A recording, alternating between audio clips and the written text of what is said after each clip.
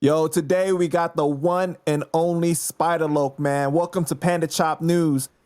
Before we start out, I want to definitely thank you for your time. You know, you being real supportive of another creator. Like, you ain't got to do this. You shared the piece I did on you and Fat Joe's beef, so I want to thank you for that because you just got done reacting to it, and you understand the grind. So, how you living, bro?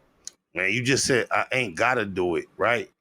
But these are the things I am obligated to do. The organic, real shit that reciprocate awareness, understanding, appreciation within the art and the culture. That's the shit I'm committed to. So this is something that I have to do. It's not something I'm paid to do. I promised you an interview, not being aware with you, your quality of work or anything just based on your interest in my DM a long time ago. I just gave you I do it. Then I bullshitted you for quite some time. Oh God, on my mama, you never got too exhausted. I stumbled across some of your work today, not having any idea it was you, appreciated it thoroughly. And then as I went on into your YouTube comments to let you know how much I appreciated it, you were proactive enough to get in my DM to remind me, hey, it's me. I'm like, ain't this a bitch, bro? So I just want to thank you for being thorough enough to appreciate what I bring to the game and being patient and persevering with me and, you know, making sure we manifest this moment. Because as much as you might appreciate it, I want to make it clear I appreciate it equally or more, bro. Thank you. Yeah, man, I appreciate it because, you know, I was chopping it up with you when you had lost this IG, the Spider-Loc most easty, and I was talking to you. Was it on the Baymax? Is that one? Yeah, Baymax Biz, that was my backup, man. Shout out to Alex Alonzo, Street TV, Facts Over Feeling, Street Gangs TV. Historically, I had really come to grips that my IG was gone. They just snatched it from me. And then one random day, Alex gave me a link and said, hey, hit this link and try to get your page back. And when I hit the link, bro, they asked me like a question and a half, 2 questions. I just knew it was some bullshit. He told me, fill out the form and check back in about a week to 10 days. My anxious ass checked back in like 2 or 3 hours and my page was back after like 9 months of being gone, bro. You cannot understand. I've been so good on Instagram ever since then, as far as, oh God, oh my mama. Right. And I ain't got nowhere near the following Boosie has, so I could just imagine the physical, natural withdrawal, disappointment he was experiencing when they knocked him down. Whoa. Yeah. Wow. Because it takes you a while to put in all that work to build it up, right? And not everybody's gonna go back and follow your page, your new one, and everything. Because I remember your backup, it only had like 400 subscribers or something like that, and I didn't even know if it was really you. When I first reached out to you, I said, "Yo, you got connections to Spider-Loc?" And you was like, "Why?" And I was like, because I want to do an interview with him. And you was all like, it's me. And I still didn't know if it was really you. We was chopping it up for a while. Next thing you know, I see you have a live with Reggie. And you was like, yeah, it's me. It really is me. Hey, on my mama, you know what had happened? I had got my Instagram up to like over 10, 15,000 2 times in the last recent years. And it got knocked down. So that was like the 3rd time that had happened. And at that point, I was like, I just give up. I don't care about Instagram. I'm gonna just stay on YouTube. Fuck it. And I went to that Baymax Biz and I would just use it really to have eyeballs on to look in. I did not have a presence on it anywhere near comparable to what I did on my personal page. Right, because you was just following the hashtag for Spider-Loc. That's how like you found out about when I did certain like pieces. And that's no. That's just the intelligence of Instagram itself making you come across my algorithm. I don't follow any hashtags. Oh, for real? Okay. I was just stumbling across. I found my most favorite artist that I've ever encountered since Papa Smurf. Similar. Blue Smurf is my artist, my #1 artist on Baymax ENT. And I just found him by him just doing freestyles on Instagram. I don't know if he used to tag me in them or not, but he is one of my biggest fans for years before I met him. And his whole rap style, self-proclaimed, he kind of patterned after mine. But however, I had none of this information and just was drawn to. He would be in a garage. You couldn't even really see his face. He had a hoodie on. It wouldn't be a high quality video. You have instrumental playing, and he'll do like a 16, and it was raw enough for me to just repost this shit on a natural basis. And now he's been my artist for multiple years now. I'm extremely eager to see where he can take his career. It's crazy just off social media. And I came across your content in a similar fashion. I don't follow any specific hashtags. I don't do any specific searches. I just allow Instagram to suggest whatever they think that I'm into. Well, so if I show you my Instagram feed right now, I promise you, what you're going to see is pedicures and manicures. And I haven't looked at Instagram in some hours, but I promise you, that's what you're going to see because that's what I like at the highest rate. All right, so let's get into it, man. I wanted to touch on some current events real quick. What do you think about the situation with Irv Gotti and Fat Joe, and Irv saying that he no longer believes that Fat Joe is his brother because Joe called him a sucker? I only know sketchy about their actual relationship. I can only pick up as to where, Irv Gotti fell victim to the title Drink Champs. He was saucy. And we know what happens when you're on Drink Champs and you saucy and you're trying to keep it a Google. And he might have shared a little more than we all appreciated about an intimate relationship with one of the queens, if not princesses, of hip hop and R&B. Right. We all felt that way. And then Fat Joe came out of nowhere doing a reaction, being extremely disrespectful to Irv Gotti, one of the legendary CEOs, staples of hip hop. He took it extremely personal.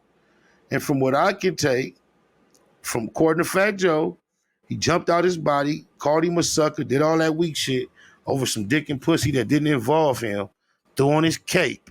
And then when he encountered the man in the flesh, he kissed him on his forehead and kissed his ass and broke it down and preferably, if I said that correctly, ducked his sick, like New York niggas say. He ducked the nigga. What does that stand for? To be comfortable and wherever you are on a microphone and camera to say, yo, Irv's a sucker. He's a sucker. And then when you see him, you duck his sick. I mean, what kind of mathematics is that, bro? Who can equate that to be a real one? If you jumped out there to get in another cat, obviously Irv in his feelings. He loaded. He on Drink Champs. He's talking about an intimate situation. He talked too much. Okay, it's none of our business. But you felt personal enough to insert yourself, call him a sucker based on your sister, who bumps into the guy and then breaks it down immediately and gets affectionate and starts expressing love. How is that a real one in any form or fashion? I can see if you wasn't gonna press the gas pedal and allow him to be the aggressor. You didn't even allow to check his energy.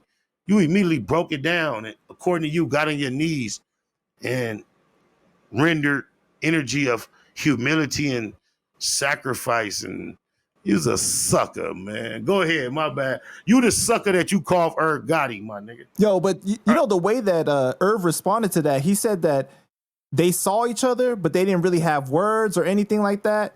So he didn't really approve of what Joe said in his story, though. But they were, and I've had a similar experience with Fat Joe Ho, recounting experiences that we both personally witnessed.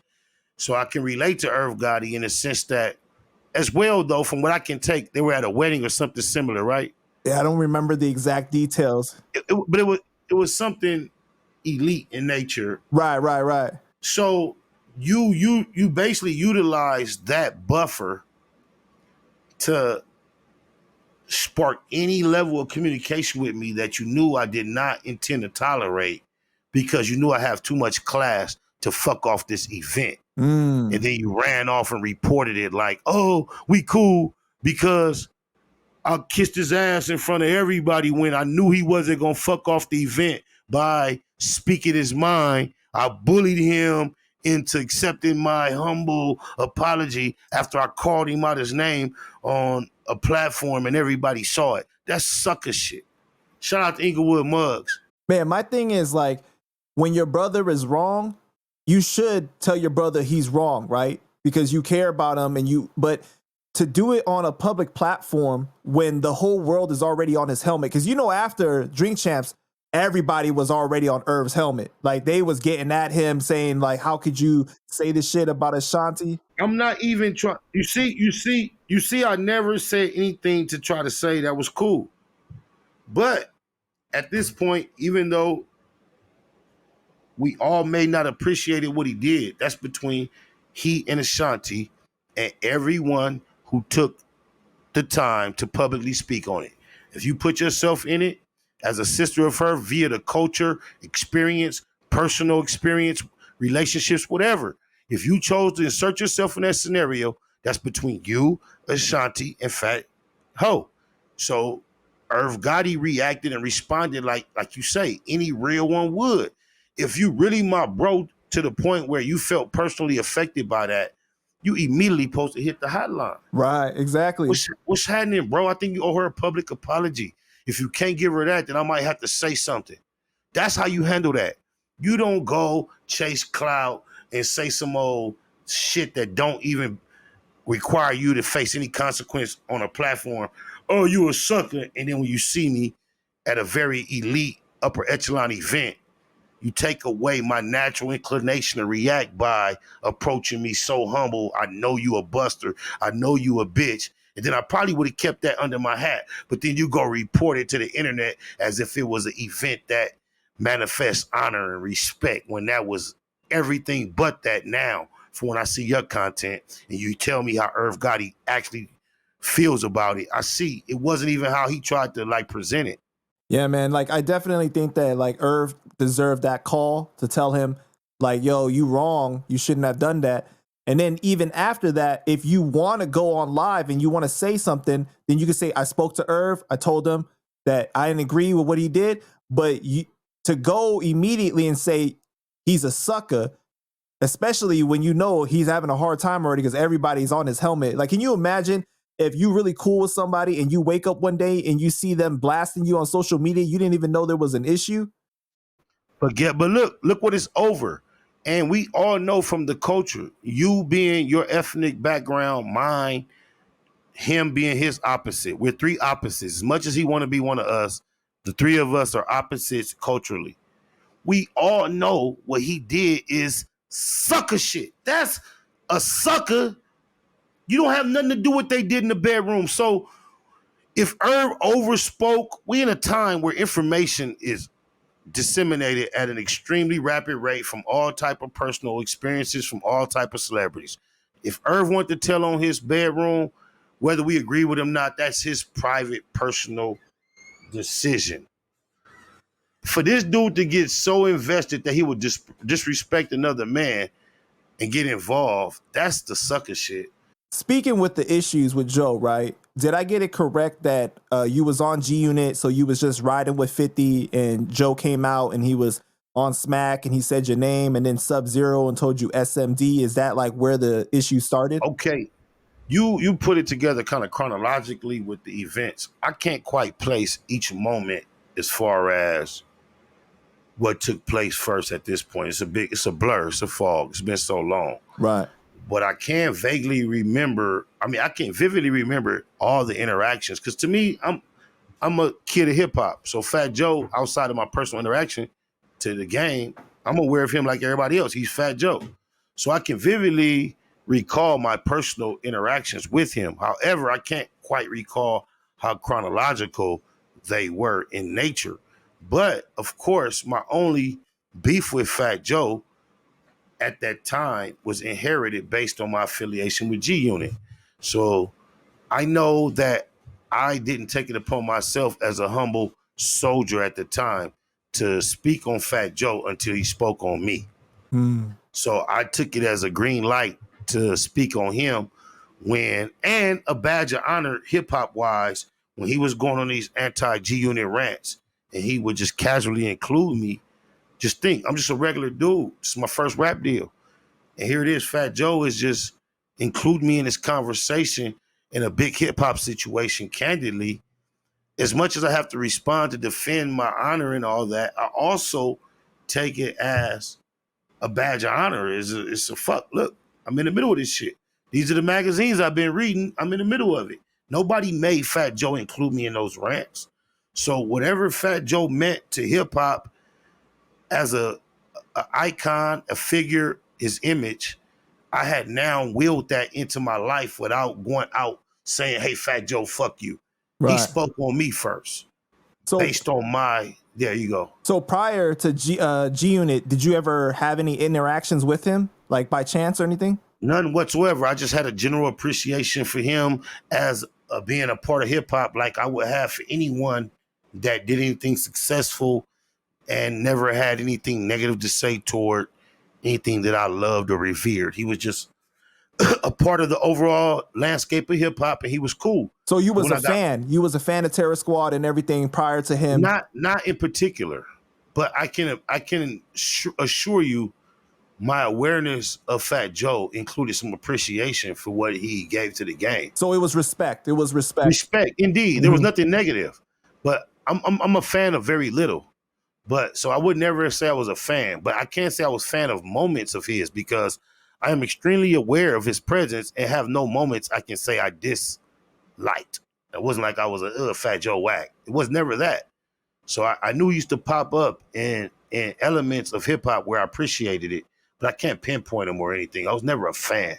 Right, because I think that there's this narrative that you're a hater on him when he was the one that mentioned your name first. Indeed, correctly. And when I was extremely more interested in what he had to say about myself and G Unit in particular, and I was out being quite present in the Hollywood entertainment element of Los Angeles and all that. I had a very personal interest in bumping into Fat Joe that I would have fulfilled had it not been for a personal acquaintance of mine by the name of Inglewood Muggs that was also a personal acquaintance of Fat Joe, Fat Ho. And Muggs had a very personal interest in that I would not exact my actual intentions upon Fat Joe at that time. And I'm extremely grateful as a more mature man at this point in my life that there was an Inglewood Muggs to be a buffer in between my ignorance and my intentions at that time, and to cause me to give a Fat Joe a much needed pass on his behalf out here in the West Coast that he would not have had outside of Muggs having a request. Shout out to Inglewood Muggs. Anyone who want to research what I'm saying, being factual. Muggs is a very, without trying to be popular or public, he's a very influential personality in the streets and the West Coast hip hop rap street / game. Very successful, influential individual. And we share the same birthday of January 19th. So amongst other things, we've always appreciated a certain brotherly bond throughout the years that it's almost been 20 years. Rest in peace, my boy Face from Elm Street. Right, so because Joe created like relationships on the West Coast with like Mac 10 and Muggs, like you said, when he came out and he filmed that movie Thicker Than Water. Thicker Than Water, indeed. Muggs was heavily involved in that. Muggs has a relationship with Mac 10 as well. That would kind of like explain the whole Fat Joe. I think they all three have a trinity of a relationship. Shout out to Mac 10 too. So what is your reaction, your immediate reaction when you seeing Joe on Smack and on Sub-Zero and he's saying the things naming you at the time? My first thought and reaction is kind of similar to this. Hold on one moment, if you don't mind. To, poke my nose in, man. And the other people who Fat Joe was talking about, other YouTubers from old G Unit and old Terror Squad, I don't know who that is, but I hope he ain't talking about that gangster nigga out in the West, because that's going to be a problem if he is. You feel me? Don't say no names. Don't say no names. All right, no doubt. Gangster nigga out in the West. Gangster nigga out in the West, because that's going to be a problem if he is. You feel me? You know, I would rather allow Star, shout out to the Star Report, the legendary Star from the Star and Brim show, from what I could first recall from my experience. I let him speak on that for me. You feel me? Like, I just be wondering, like, why would he take the time to be that specific about me and then be that abstract at the same time if I'm a nobody that didn't matter? Right. Like I say, I appreciate what some would consider the alley-oop of him speaking on me, which allowed me to be comfortable, to be candid, to be speaking on him as well. But the thing about me is I'm just committed to be factual when I discuss an individual or incident or anything of that nature. I'm committed to being factual. And a lot of times the facts don't paint the opposite individual in the light that they would desire to be viewed in, and that causes a conflict. That's why we push facts over feelings, because sometimes the facts that we express cause people to have a collision with their feelings, and that causes confusion. You digitalize Panda? Making sense? I dig a lies, man. So at the time you're already riding for G Unit, but then when you hear him say your name, then you're like, oh, like you trying to take it there. It's like he tagged me in, because with my personal involvement in all the beef and drama, 50 always advised me to not get involved. The only time we had this conversation directly was in regards to Game. However, if you recall at that time, his whole campaign to the media, which was similar to his campaign to me personally, was Game's lack of loyalty. Right. Game didn't necessarily turn on him and start dissing him, but he was just showing familiarity or friendliness with people that 50 didn't appreciate. So the fact that I never had to ask 50 to be around him, he just invited me, and this was the energy he was pushing out to the world. I was already aware that he appreciated my artistry because he invited me to be a member, just based on seeing what I did a cappella as an artist. So from that point on, everything he expressed, loyalty was key. That's just embedded in my DNA. So I figured, be loyal to the cause, because this is all he was going around expressing that he was dissatisfied in Doja with.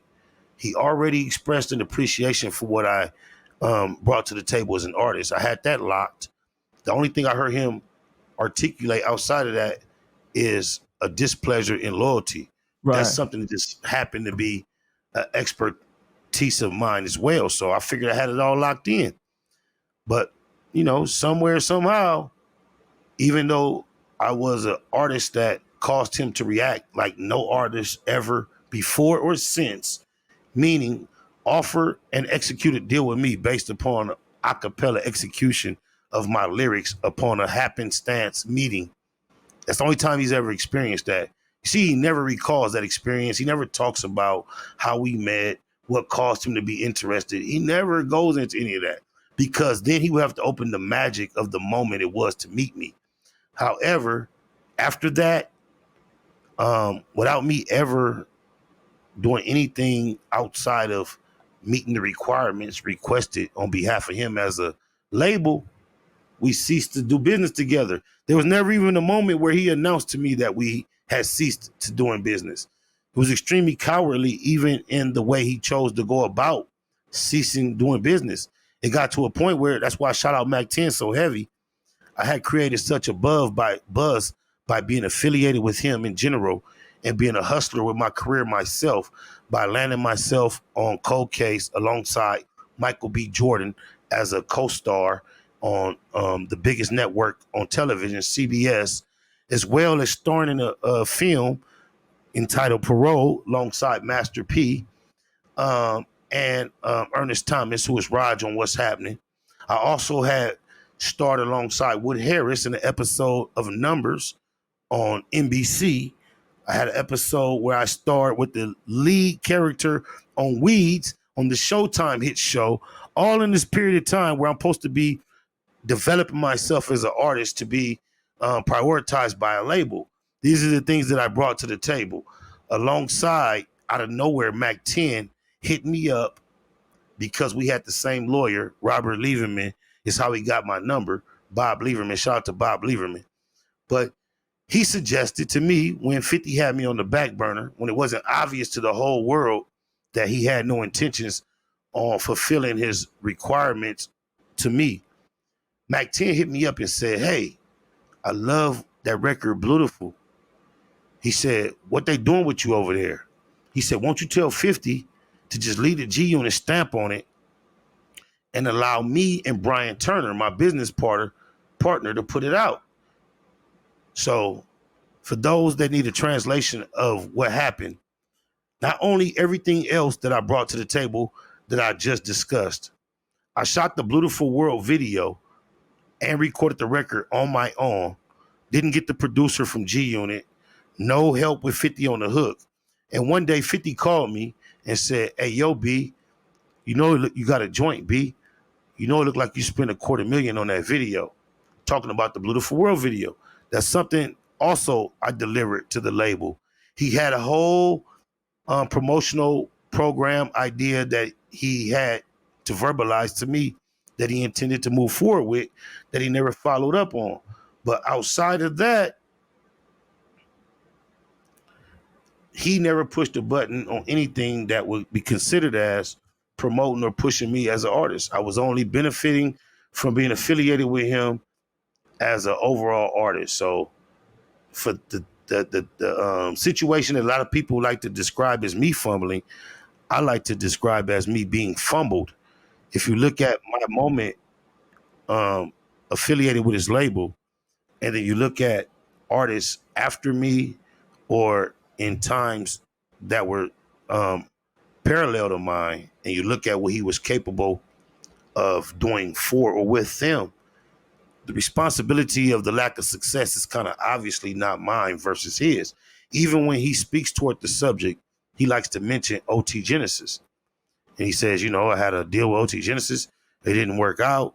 And then next thing you know, according to 50 Cent, here comes In Love with the Coco. And he says their relationship is healthy based on that's the way it transpired. Well, even with that statement, he is acknowledging that even under his affiliation, OT Genesis was not able to be successful. And not until he affiliated himself with another situation outside of him did he experience the success that has caused him to be a household name. And to me, it should be more obvious to the average viewer or listener or audience member that I experienced a similar situation. Yeah, because I feel like that lack of success with G Unit, right? Even though it's not your fault because you did put in the work, you just weren't given the chance to really release the music. Now, that adds on to the narrative that people say about you. Oh, he was just signed for security. He was 50 security on the West Coast because they had beef with Game and them and stuff, right? And that's the same narrative that Joe pushed when he was on the Smack DVD. He said, who they signed out there? Spider Moke, right? That is so flattering if you are unaware of the budget that 50 Cent actually had allocated towards security. Politics, positioning, influence, affiliation. He may have been fully aware of what I brought to the table, and he was playing chess, positioning himself as well as he could. So those may have been qualities as he became more aware of whom I was that he appreciated. However, my grabbing 50 Cent's attention was based upon an unscheduled, unplanned encounter where I chose to interrupt him having a very deep conversation about some very deep things just by a cappella rapping.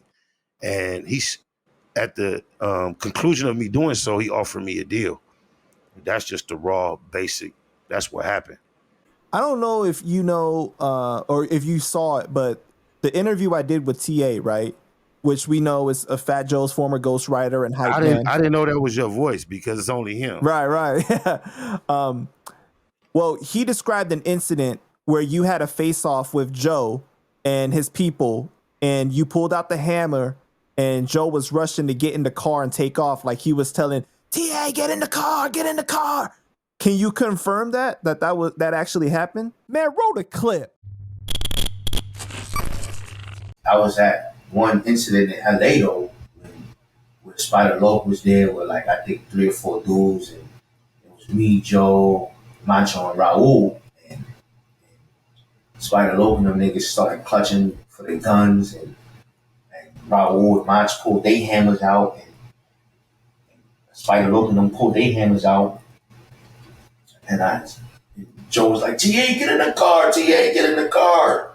And I jumped in the car. Joe jumped in the car, but Mach and Raul was outside the car. I think it was the security driving the car. He was driving out slow, but Spider Loc and them niggas had their guns out, so it was like a stare down, but nothing never happened. Though. But it was a stare down. It looked like. What year was this? Probably like damn the years. I'm bad with the years, man. I just remember a lot of shit vividly. During the G Unit beef, though. Yeah. Okay. It was during the G Unit beef. Yeah, it was. I'm not finna confirm that just based on the details that you just described. All I'm gonna say is I haven't heard TA tell no lies. Okay, all right, got you. Oh my. Yeah, because people always say that he's lying and everything, so that's why they were saying. I'm very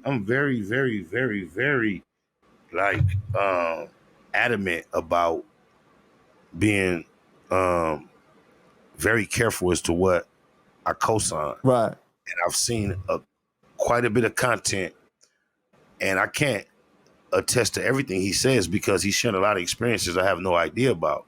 But from the things that I can shed light on or correlate, I have yet to see him tell a lie or hear him tell a lie, which tends to make me believe the other things that I can't quite confirm. Yeah, because the people in the comments were like, yo, we got to get at Spider Loc. We got to hear him talk about this, his situation with it. Because I've watched so many of your lives, right? Like even when I interviewed Reggie Wright Jr., he was like, you watch too much of Spider Loc stuff. Because he was. Why? I don't understand why Reggie would say something of that nature. I've never said, hey, everybody go tap in the bomb first. No, but he meant because like the stuff I was referring to, he was like, he knew it was like your channel. He was like, oh. You know what Reggie is in denial of? Everyone that he's encountered within his experience in this game from the inception till now, when it comes to this West Coast G shit, now this public platform shit, I'm the epitome of that nigga. And he knows it, but he don't want to accept it. Like, he knows that. Like, this is all about the packaging, the marketing, the developing, and the presenting of talents, characteristics, and experiences. And he know when that's the criteria. He know what I mean. He know what I represent. So many do. I humbly acknowledge that before you. And if you want to poke holes in that, I need you to poke holes from that conversation standpoint. Break me down from there. You feel me? And Reggie know what that mean, but he's friendly with those that are a lot less than that. And it causes him to compromise his conclusional characters a lot. Yeah, because I've seen a lot of your lives, especially regarding TS, and I haven't heard you ever tell that story. You've told other stories, which we're going to get into, but I've never heard you tell that story. You'll notice my whole time on the internet, I don't tell many or any stories that very, very few, if any, that include weapons. That makes sense. That definitely makes sense. Hey, shout out to TA though, man. Talk your talk, my nigga. No hate. All love. Yeah, so the VMAs, right? Joe comes out and he says, thank you for all the extra security provided by G Unit. What is your immediate reaction when you hear him say that? I'm like, at that moment, my reaction is based upon the group's reaction. We hear it, we looking at each other. I think we probably said, boo, who's a bitch, all that. Ooh. So I can't, like I said, it's a blur at the moment, but we was in there feeling ourselves. The way 50 operated at the time, he was assigned a seat in Celebrity Row, way down in the front, sprinkled amongst individuals like Puffy, Mariah, R. Kelly. Oh, so you can't even see his reaction because he's separated from you. We see the back of his head. It's the back of his head. He was so physical, his reaction. We saw it because he got up. Oh, okay. And he showed out. That's why he never tells this story the way it actually happened, because him and Fat Joe are friends now. But we were sitting higher up in the stands. He would be allotted a couple seats as a celebrity, a superstar. But he was wise enough to obtain a couple rows worth of seats for the homies. So we used to be up 2-3 rows, each row 12 to 15 people deep in the stands, while he was apparently down there by himself with his regular security. So when Fat Joe lied and said we got police, no, he had a whole bunch of regular hood niggas with him, and he moved like that constantly outside of the security he used to have directly on him as a mega superstar that had almost lost his life due to, random gunfire or direct gunfire. But anyway, when he first said that, we looking at each other, we get hot. We boo, we talk our shit. This is like you, Banks, and Yayo, or who? This is me, Banks, Yayo, but Banks and Yayo used to have entourages. Gotcha. Okay. Plus their entourages. I'll allow everyone to remain nameless, but the individual sitting next to me, and as we began in pursuit, was Murder Mace, none other than Mace. Wow. And so 50 gets up and he's walking around the stage, because I think that you were saying that he was like trying to get at Joe at that time, right? Like trying to provoke him. Well, yeah. Well, what happened was after Joe said that bullshit about G-Unit and the police, he had a second opportunity to take the stage from the opposite side. The way these productions work, the first time we see Fat Joe, he's like if it was a compass, he's at north at a stage. He said the police bullshit. And then the stage will go dark right there. It'll light up around the western section, and a star will be performing. It'll make you lose your mind on what you just saw. The production is now here. The production crew will be breaking down that side. Then after that production that they directed you to in the Western Hemisphere, as soon as that was over, the lights came up in the Southern Hemisphere, and Fat Joe had another time to take the stage. Oh, okay. Now, at this moment, it's a blur. I don't know if it was the first time or the second time, but at one of these moments when he took the stage, it was the first time he took the stage on this Northern Hemisphere, because this is what caused him to say the whole ass police shit later on. Wasn't no police, wasn't no homies, no entourage or nothing. Like I said, 50 Cent had a designated seat like in the first row of Celebrity Row. The first slight was Puffy did the introduction. And when he came out, he did a whole speech about, I see stars. And he started pointing at people in the audience. And as he went down the row, and he was like, I see Mariah Carey. And the spotlight would shine on Mariah Carey, and she'll wave. He'll point at the very next celebrity. I see Shaquille O'Neal.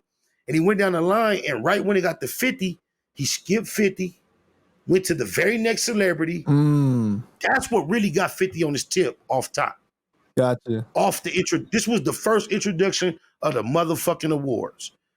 So these are the same awards when we started chasing Fat Joe. We crossed Beyonce like this, being led by production backstage because she's about to present or perform. Right.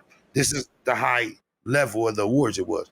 So at Fat Joe's first chance to speak, after Puffy had already did that bullshit and excluded him from that high-end celebrity roll call intentionally, skipped right past him. The next energy that 50 took personal was Fat Joe getting up there to speak. And I swear to God, on my mama, we've all seen a million stage shows.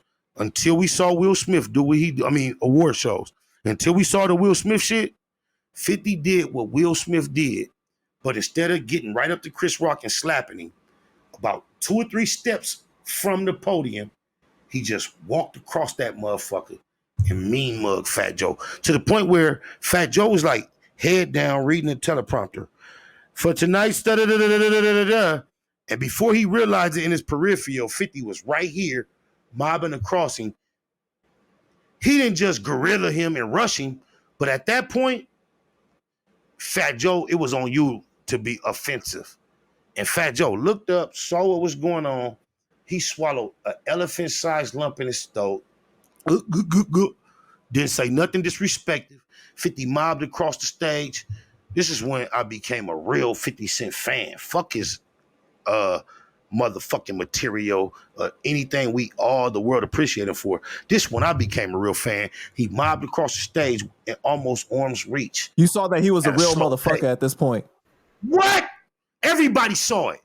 Game was in there, R. Kelly was in there, Puffy was in there, Shaquille O'Neal was in there, and Nelly, and then another multitude of celebrities on that level were in that motherfucker present and saw it with their eyes. And I'm up in the motherfucking stands next to Murder Mace, just a fly on the wall, soldier in the movement, super active, ready to move with the heartbeat of whatever's cracking. And when he did that, when a nigga do that, bro, the next move that might happen is definitely going to be on me. I swear to God, because that's the type of leader, that the only type of leader I could ever find myself calling myself following to any degree. He disrupted one of the most high-end, elite, high-profile events by showing his ass and marking Fat Joe out. Fat Joe didn't say nothing when 50 was in fucking reach of him. Wow. He shut the fuck up. Then, as 50 got out of reach, he kind of like gathered himself and began to do his presentation and read the teleprompters. And the whole time, 50 walked around the front row of the whole arena, just giving dap to all the people who he didn't know if they like me, if you want to like me, don't know if you want to like me, but all the celebrities that was mentioned in that early roll call by Puff Daddy, he went and got all the attention while Fat Joe was trying to do his announcement. That's what prompted Fat Joe to come back the second time when he popped up and say that bullshit police shit, because 50 had just marked him out to that extent. I would never tell a lie. That's exactly what happened on my mama. So at what point does Terror Squad decide to leave? Is that before the performance or after the performance that Tony Yayo and him? I can't place any performance, but Fat Joe's first time he took the stage, 50 Cent did what I just described. Right. The second time Fat Joe popped up on the opposite end of the stage and said that police shit, when that stage went dark and somebody else started performing, us as entourage could see directly across the arena the Terror Squad crew popped up and started making their exit through the hallways. We just mimicked their movements, and I remember asking the people with me, hey, y'all know how to get where they going? They like, yeah. So we get up and we do the same thing. But you know, we have to move through the backstage to they're on the opposite side of the arena. So right. So the performance had to be after Joe said that shit about the police then, because that's what made. As soon as Fat Joe said that police shit, the stage went dark on him. Terror Squad got up to make their exit. No, but I mean like later on in the show that 50 dissing him and calling him pussy and all that stuff, like during his performance, that performance had to be like later on in the show after Joe. No, the performance was before, and I would imagine. And then I don't know. The performance didn't matter, because when Fat Joe first took the stage of the night ever, it was kicked off. That's when 50 got up and mobbed across the stage. It almost, only thing could stand between them was a referee or the podium. So beside getting close enough to touch him, just imagine all the award show we've seen in our lives. We saw Will Smith do what he did. Right. 50 did the Will Smith, but didn't touch Chris Rock. That's what he did. He so didn't touch Fat Joe. You guys are rushing backstage on opposite ends, right? It's not like the way that was described in the Book of Jose, where you guys had like a face-to-face face-off and then security got in the middle or anything like that. No. You guys are trying to get to this door. You follow them through the door, but then there's security or police back there. And they had already escaped at the time. We're parallel moving in the same direction on opposite sides of the arena. Just hoping we're moving the same. We're hoping we're moving the same direction. That's when we encountered Beyonce holding her dress up, makeup. Like any other moment, would have probably tried to make it last a little longer, but I just remember going like, damn, that's Beyonce. People with headphones, escorting her. So as we're going that way backstage, we're just trusting, hoping, believing, thinking, knowing Terror Squad is doing the same thing. And we're trying to meet them and head them off. And the way it would have it, as we're going this way, they reached a point to be in our view before we got to the end of the hallway. And they went through a door. We watched them like, remember, they're coming, we going parallel. They must have been ahead of us, because they got around the bend and got in our view and went through a door. But we're only like 40 or 50 yards from that door. So we hurry up to follow him through the door. Who's with you? Who's with you when you guys are going to chase them down? The only person I'm willing to name is Mace. Okay. But I'm telling you, we're like 2 rows of 10 to 12. So you ain't got to say names, but it's entourage with you, right? Yeah, Mainly. and the artists, Buck Banks, Yayo, anybody that was artists that wasn't 50 plus entourage. I'll say that. Gotcha. But it was some names I remember, street niggas. I don't know what they doing now, what they up to that might not want to. Right. But shout out to all my real ones, Merit Projects in particular. But anyway, we moving, and as we see them in our sight go through this door, now we become eager to get to that door. As we follow them through that door, we can see them exiting through a further door, which looks like a parking structure. And in between that door and us coming in that room, there are a number of officers just casually sitting there with their thumbs under their vest, leaning back. They don't overreact, probably 5 or 6 of them. And they just calmly tell us that wouldn't be a good idea. That wouldn't be smart. So, of course, we immediately exit. And we can see them fleeing through the door, getting in their vehicle, leaving. Not that they planned on the police being there. Not that I can imagine what they said as they went through the door based on the way the police reacted to us. But I don't know. I can't say that they knew the police were going to be there. Is there any noticeable or notable Terror Squad members in that situation, or is it just mainly entourage? I was, like I told you, I spent time being under Big Meech and BMF with DJ Khaled with a TS chain on, and I had no idea. DJ Khaled was not in there as the only TS member. Not that I would have tripped or anything. I just was that naive. So at that point, as far as Terror Squad, the only face I knew was Fat Joe. I don't know. It might have been Cuban Links. He's pretty active in discussing some of these incidents. It's pretty a big major incident. He can attest to whether or not he was there. He wasn't there at the time because that was he stopped rocking with them like in 2001. What about TA? Was TA there? I don't know. He was not there at that time because he started rocking with TS like in 2006 or 8. But you can tap in with MREC and Murder Mace. I know Murder Mace, he gets bold and direct when he chooses. I'm not trying to pull nobody in on my plight. Right. But Murder Mace is someone that in my personal life, me talking to MREC, shout out to MREC TV. Yeah, shout out to MREC. I received confirmation from MREC that, yo, son, Mace told me you ain't told no lies. Everything you said was true. So I just utilized that bit of information because neither Mace nor MREC would deny that, whether they want to be upfront speaking on it.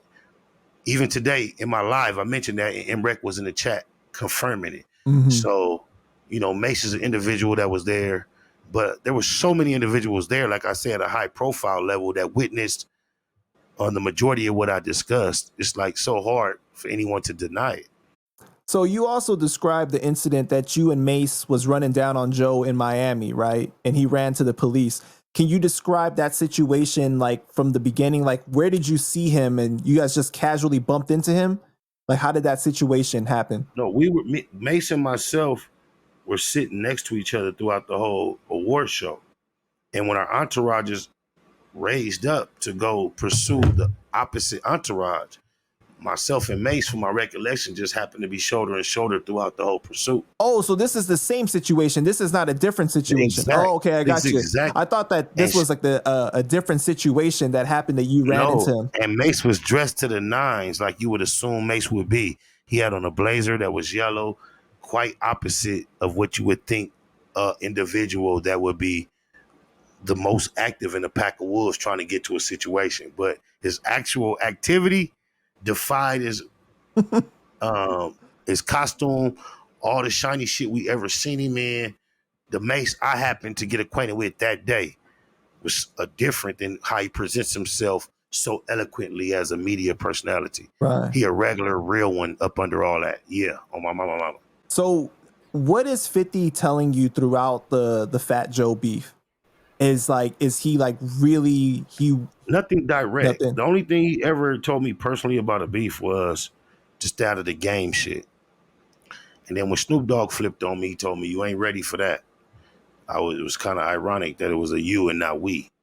But other than that, the Fat Joe shit, he never addressed it as it regarded to me. And I have lyrics here and there back from the day where I mentioned Fat Joe just, in different random songs dissing him once he spoke on me. But he never gave any thoughts or direction about Fat Joe in particular. But he was so, So that was the only time. That was the only time that you guys ran into him. No other like I incidents. say, I won't confirm or deny anything that TA has shared. I don't speak on certain incidents, but that is the incident that I am comfortable recalling in detail. Right. Moving on. You've had an interesting history with the game, right? What did you think about the Black Slim Shady? I did not put myself through the entire 10 minutes that was reported that it lasted.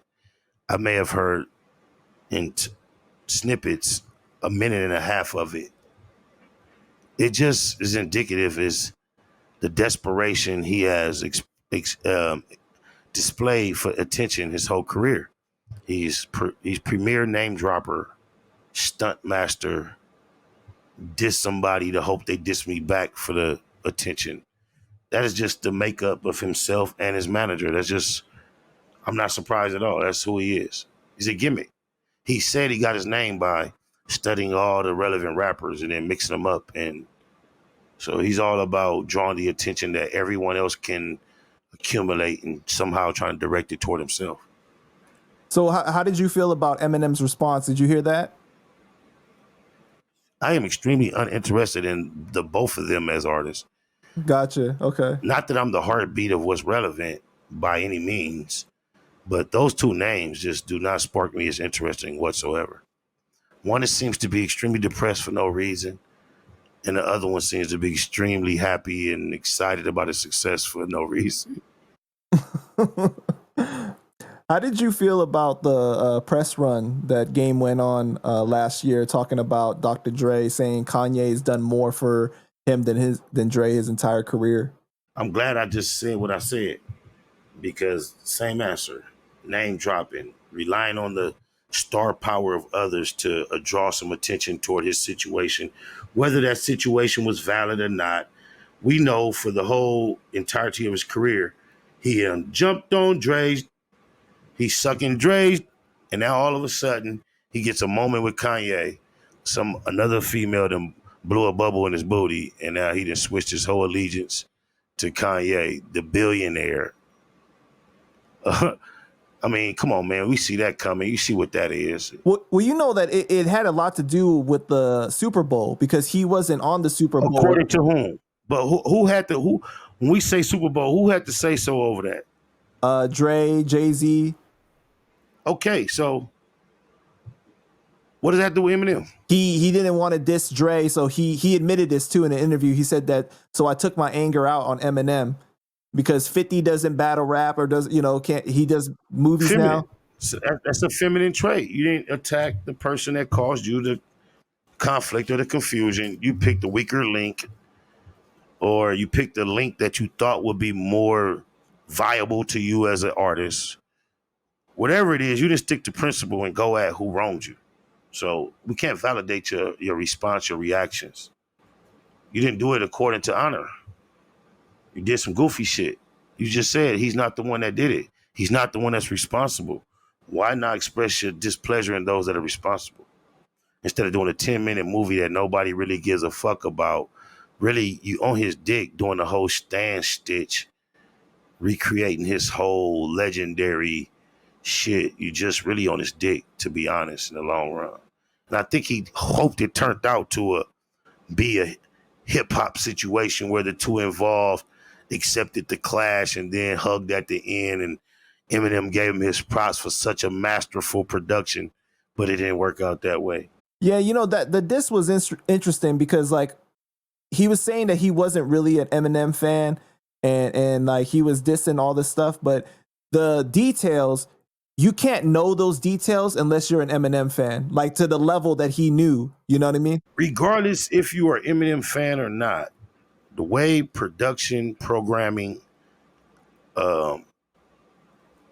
and the system operates, we all spent the time as Eminem fans if we were hip hop fans, because the power of the marketing machine saw to it that that was the case.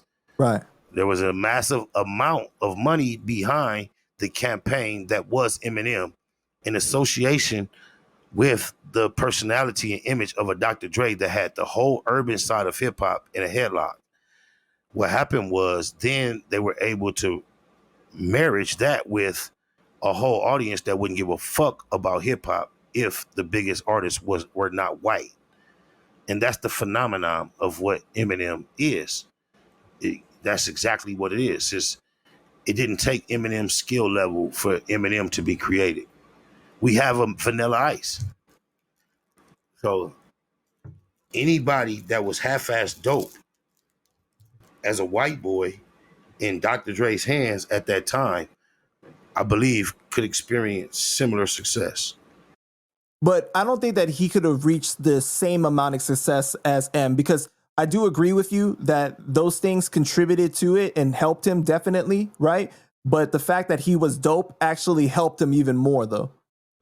It helped him to be acceptable to us. But being acceptable to us is not enough to be this big mega star.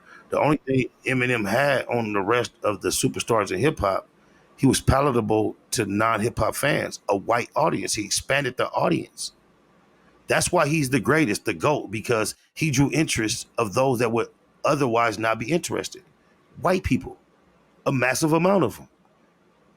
And how can you put any other hip hop artist up against that criteria to quantify their presence to hip hop when he obviously blonde hair, blue eyes, accepted by the GOAT of production, backed by the massive machine of Interscope, Jimmy?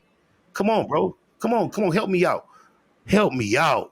If he could not ascertain the attention of the non-hip hop crowd, look, bro, I've been on a G Unit tour, right? Where we did about 40, 50 dates.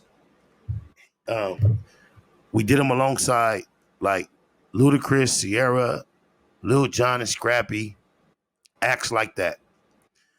Out of the 40, 50 dates, maybe 15 to 20 of them, Eminem was the headliner.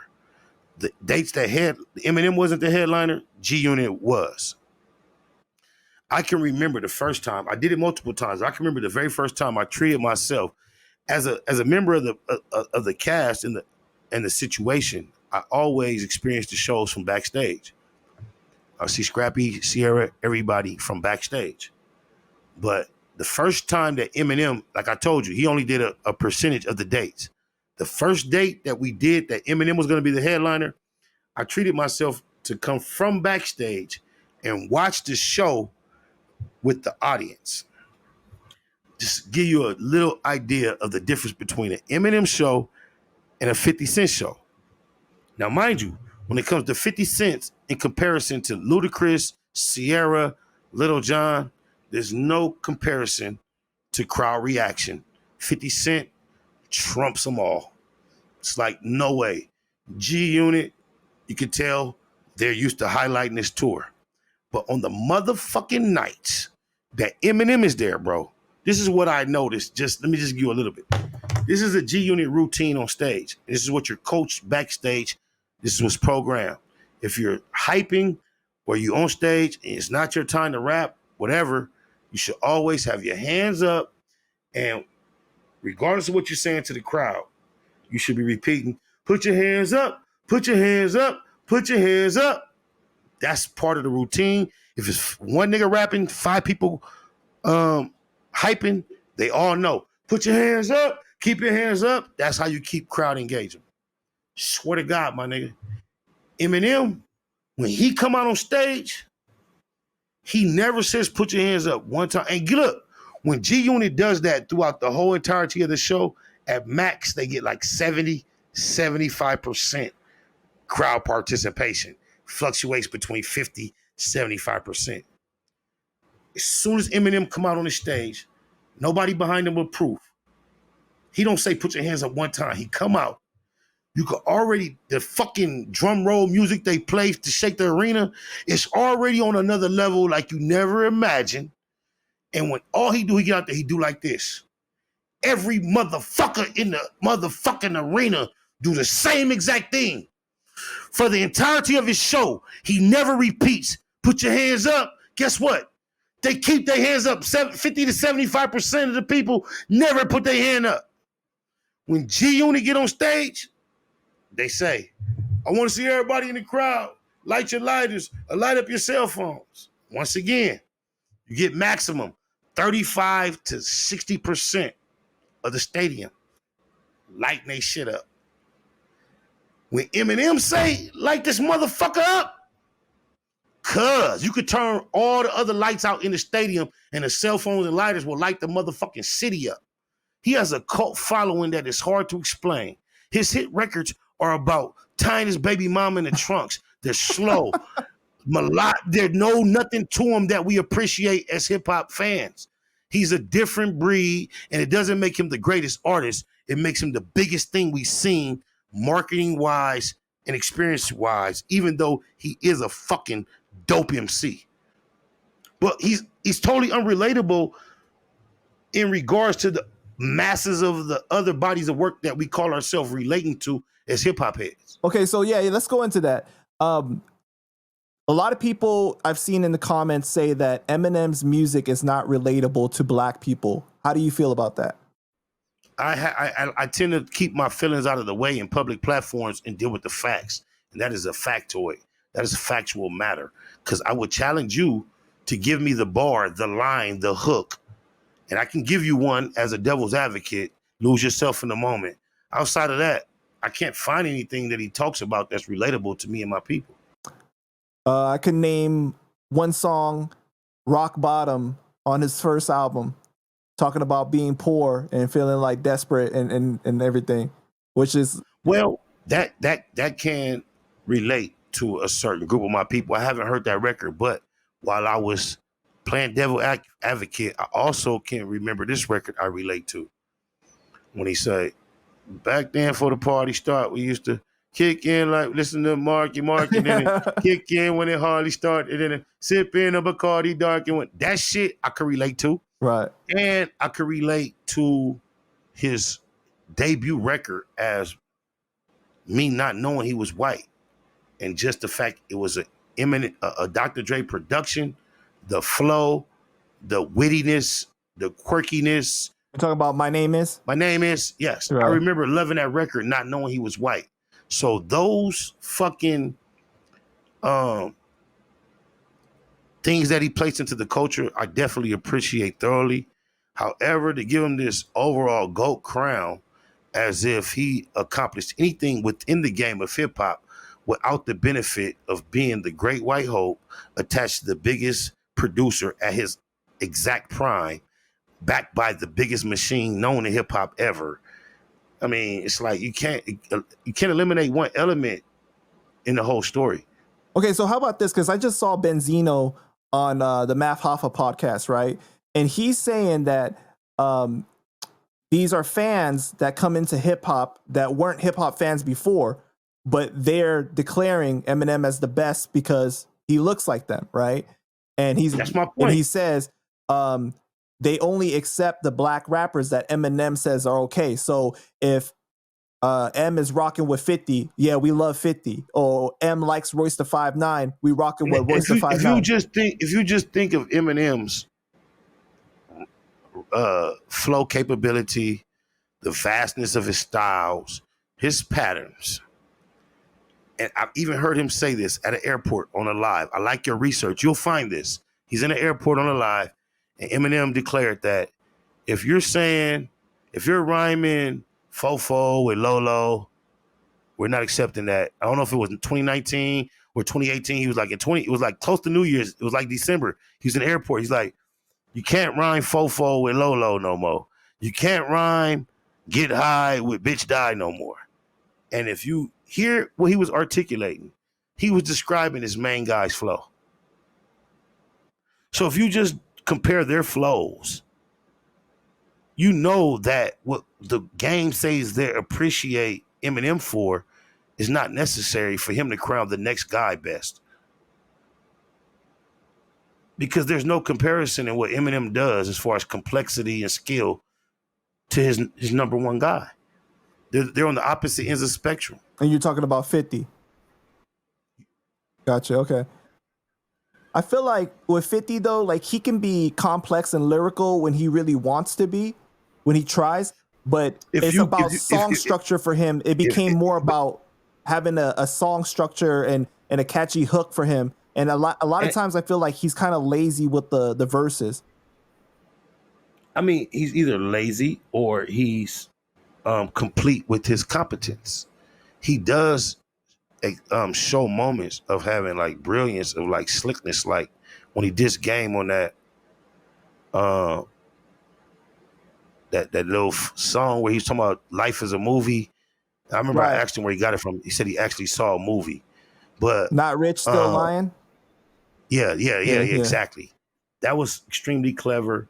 No, but like, like even on songs like Psycho that he did with Eminem, right? Like he actually was like really rhyming more complicated. The flow was like he had more effort in it, you know. But at times it just seems like he kind of takes a step back because he's more focused on. 50 definitely expressed to me a transition as an artist in his intention on creating records. We know what got him in the door and what the world appreciated him for. But at my time around him, his whole focus had changed to what he had learned. The industry dictates as hit records. That's why you got Candy Shop, Amusement Park.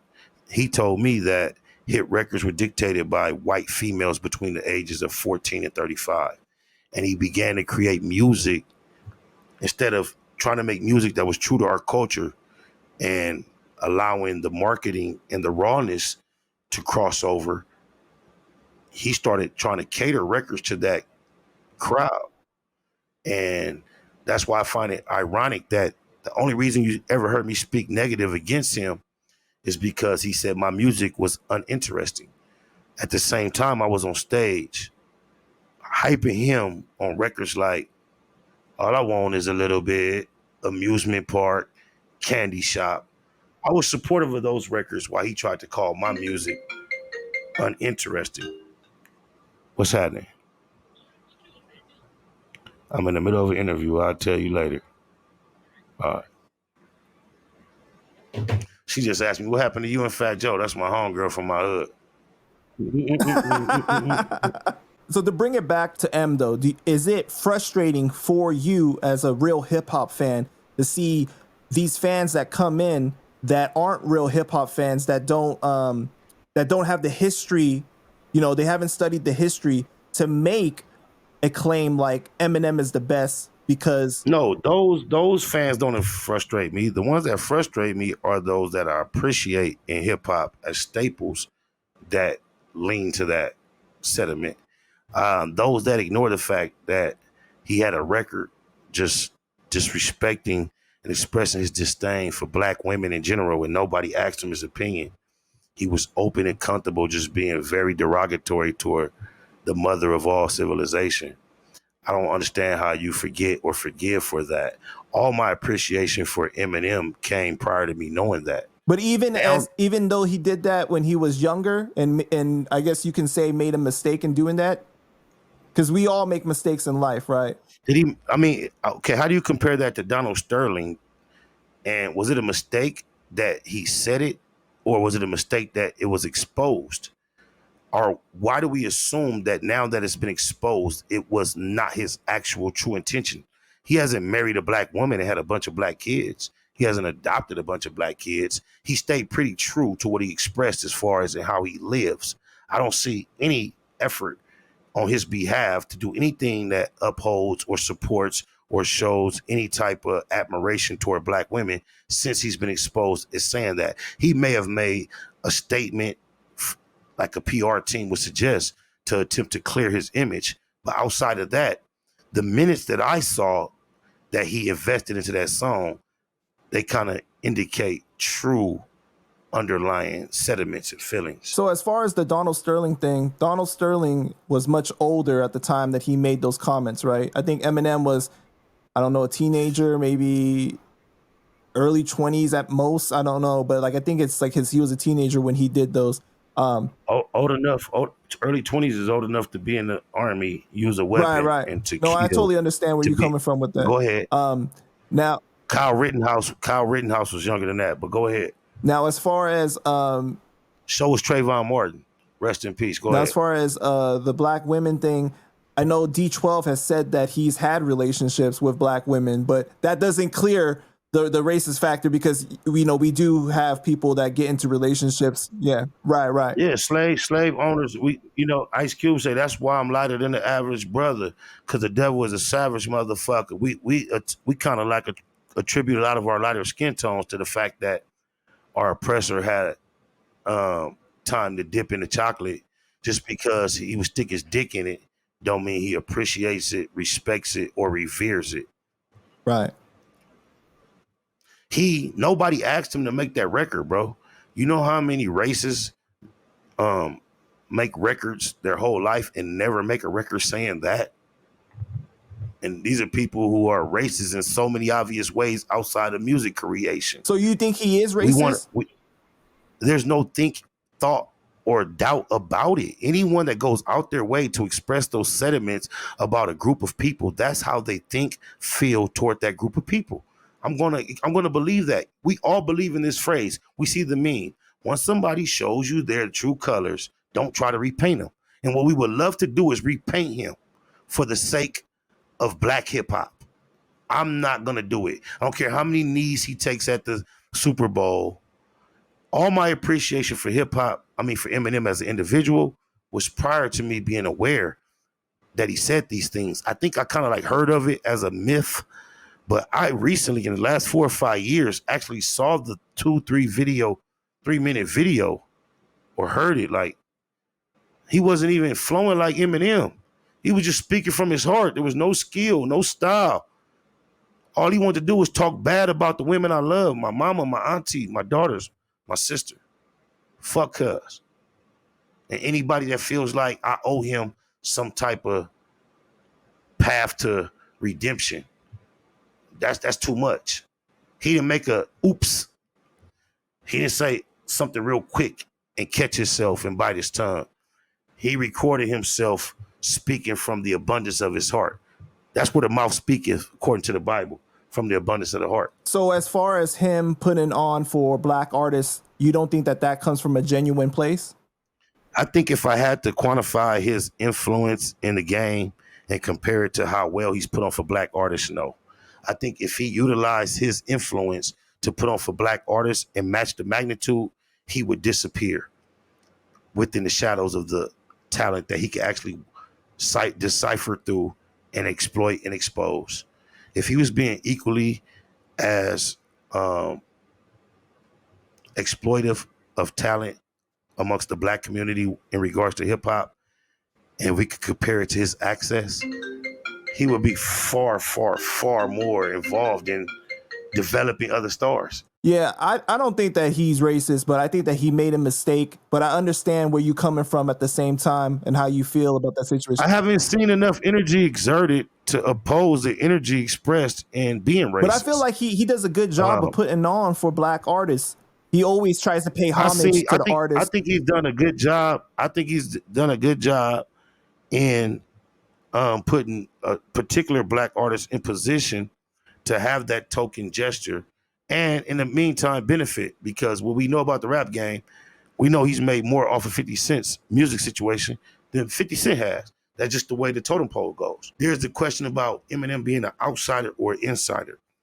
And I know he's an insider because hip hop has expanded beyond the people who are credited originally for the creation of hip hop. I want to be correct, include everybody who has a statement these days. However, his level of success and whether it would have been what it was without being attached to the powerhouses that he was, although it's up for debate, I think it's really a non-question. And me, Oh, it definitely. If he didn't have Interscope and he didn't have Dre, he definitely wouldn't have had the same success though. and if I have to find a way to articulate to my daughters, my mothers, my aunties, my sisters that he didn't really mean that, I'd rather not go through the effort of trying to articulate that. I'd rather point that out to them and let them know it's very possible, no matter how nice a white person is to you for 20, 30 years, this could be how they feel deep down in their heart. That's the reality that I have to face. So that's what I would rather realize, accept, and acknowledge versus trying to paint someone else's reality a different color. Yeah, but I'm not talking about the artists that he's put on as far as like 50. I'm talking about how he's always trying to pay homage to the people that came before him that made it possible for him to exist in the hip hop space, right? Like all of I our believe pioneers. if he was truly dedicated to having the spirit you're just expressing, he would be a lot more happier, a lot more active, a lot more involved in making sure the rawest forms of hip hop started seeing new heights now that the game has been watered down. He has the power and influence to be so innovative and create so many new avenues in hip hop for those like us that come from the struggle that I don't see him exercising. But do And you I don't even see? see him. I don't even see gratitude Do you, I mean? just generally from him. I saw him sit down with Sway a couple years ago. But in I his saw, Rock and Roll Hall of Fame speech, he shouted out 50 different artists that came before him. He's always wearing T-shirts to pay homage to the artists that came before him. But I just want to say this though, okay? So like, if you look at it, what artist does pay homage on the level of that? I think everybody could do a better job, right? I am the first to say that hip hop has lost the art of the shout out. I've said that before. I'll say it again. Shout out used to be a staple in hip hop. Every time an artist got some attention, he would be desperate to include the shout outs. I see as things have become more self centered, that has been a lost art. However, the amount of success and support that Eminem has accumulated and acquired in general, the mere essence of keeping the shout out alive is not quantified to offset what hip hop has given to him. His lack of appreciation and gratitude and just happiness and proactiveness in creating actual avenues of revenue and innovativeness speaks louder. Actions speak louder than words. Those shout outs that you're trying to quote are not as loud as his lack of activity in creating new avenues. He could really redefine a new era of hip hop just being on who he is, and he doesn't do it. He sits back, gets a moment to get the shine and sit on the couch with Sway, a staple in hip hop, and he sits up there and sounds depressed as a billionaire. And so more than everybody, all he can do is complain about MGK and comments and fans. That's bullshit. Where's the celebration that hip hop has created you to be one of the biggest persons known on earth? Where's the happiness behind that? Where's the appreciation? Where's the gratitude? I can respect that. Definitely can respect that. How do you feel about Jim Jones saying that Game told him early on that he always planned to betray 50 and G Unit as soon as he got on? I mean, like I say, I steer away from the feelings, stick to the facts. And the fact is, Game told me the very exact same thing. There was a time when I was in LA, friendly with Game. I knew no G Unit members, never met them, never encountered them, was only generally aware of their success because they were that big. And I was listening to Big Boy in the morning, and G Unit was on the radio, and they said they made an appeal. They was like, "Hey, shout out to nigga Game. We're trying to bring you home to G Unit." He was on Aftermath at the time. In my personal experience with Game, he was very displeased in this situation, and he would commonly say, "Man, I don't care if Dre dropped me tomorrow, Puffy gonna sign me the next day." Shout out to D-Mac. He was signed to D-Mac, Desperado Publishing from Mansfield. And he had a relationship with Puffy that had Game confident that if his situation with with Dre ceased to exist, Puffy would step in and provide some, restoration. So at that time, 50 and G Unit was local on the radio. They made the appeal. I remember calling Game. I'm like, cuz 50 and G Unit, they're on the radio talking about come home and all that. And CDC prison calls. That's crazy. How do I shut it off? So Games, his reaction to me was, man, I'm at the airport. I can't really talk right now. He was like, but that nigga just want me on the team so he could have the West Coast on lock. He was like, I'm 50 Cent. I'm Eminem. I'm Dr. Dre. He was like, you 50 Cent. You Eminem. You Dr. Dre. He's like, fuck that nigga, man. I ain't doing that shit. And then a few weeks later, he had made it official that he was G Unit. And I can remember him going through the transition of actually appreciating 50 and telling me on a personal level that 50 was the realest nigga he met in the game. And then shortly thereafter, he was telling me shit is cool. He figured it out. It's just business. It ain't all the love he thought. And he was finna take them down. And right when I became affiliated with them with no assistance of his, without his knowledge, he used to try to warn me off top that G Unit was on his way down and that he was going to help participate in bringing about their demise, and that I should think twice about embarking upon affiliation or association with them. So that's one thing I can say I believe Jim Jones was telling the truth on. That's crazy, man. I can't understand. I can't talk right now. Maybe if you put it on the do not disturb. Let me try that. But look, no, the phone ain't even ringing. That's the laptop ringing. I don't even know how you on the jail phone and can call back that many times. Let's go. Let's see if that works. I put it on D&D. So at that time though, like, did he start to show some jealousy that you got down with G Unit as well? Because he was the only West Coast cat? Oh, definitely. I can recall one of my first, if not the very first time. This might have been the very first time encountering him after making an allegiance with the G Unit niggas. We was at the forum at the Summer Jam. If you can recall, it was a performance when the G Unit members came out riding dirt bike motorcycles. They all had different colors. They had the helmets, the whole suit to match their bike. I had just met 50 like a day or two before. So I happened to be privy to end up backstage right before they took the stage. I had yet to meet Lloyd Banks. He was in the corner. He had the whole green motorcycle shit, helmet on. Young Buck was backstage. 50 was backstage. Game as well. When I entered this backstage area, there was no available seating other than a seat directly opposite of Game. So when I sat down, he and I were in direct eye path for one another. The small room was full of people, including D-Mac from Desperado, Mansfield. And at that point, I remember when I walked in the room, Young Buck was like, he didn't expect me to walk in that room, although he had just been responsible for establishing these relationships for me at that moment. He was surprised to see me walk in. He like, what you doing in here, nigga? I'm like, shit, just soaking this real shit up. I got introduced to Lloyd Banks for the first time. He was extremely humble and focused. I remember he had his helmet up. He was like mumbling lyrics to himself, walking around, took the time to meet me, whatever. Then I was sitting in my seat right across from Game. And I keep trying to catch Game. I know Game very well. This is my homeboy. Keep trying to catch his eye, and he won't even catch my eye. And I can recall the seat right next to him becoming available. And I hopped up out my seat immediately and sat next to him and grabbed like a handful of his waist area right here, all the fat love handles, pinching it hard as I could. I used to thiz hard back then. So the thiz was in the pinch and all that. I remember grabbing that fat saying, nigga, you see how these niggas accepted me in here? Nigga, you better not act like you ain't my peoples, like you ain't happy to see me back here. Because he never acknowledged my presence in the room. And I remember him saying, no, man, I'm nervous as fuck, man. There's 17,000 people out there.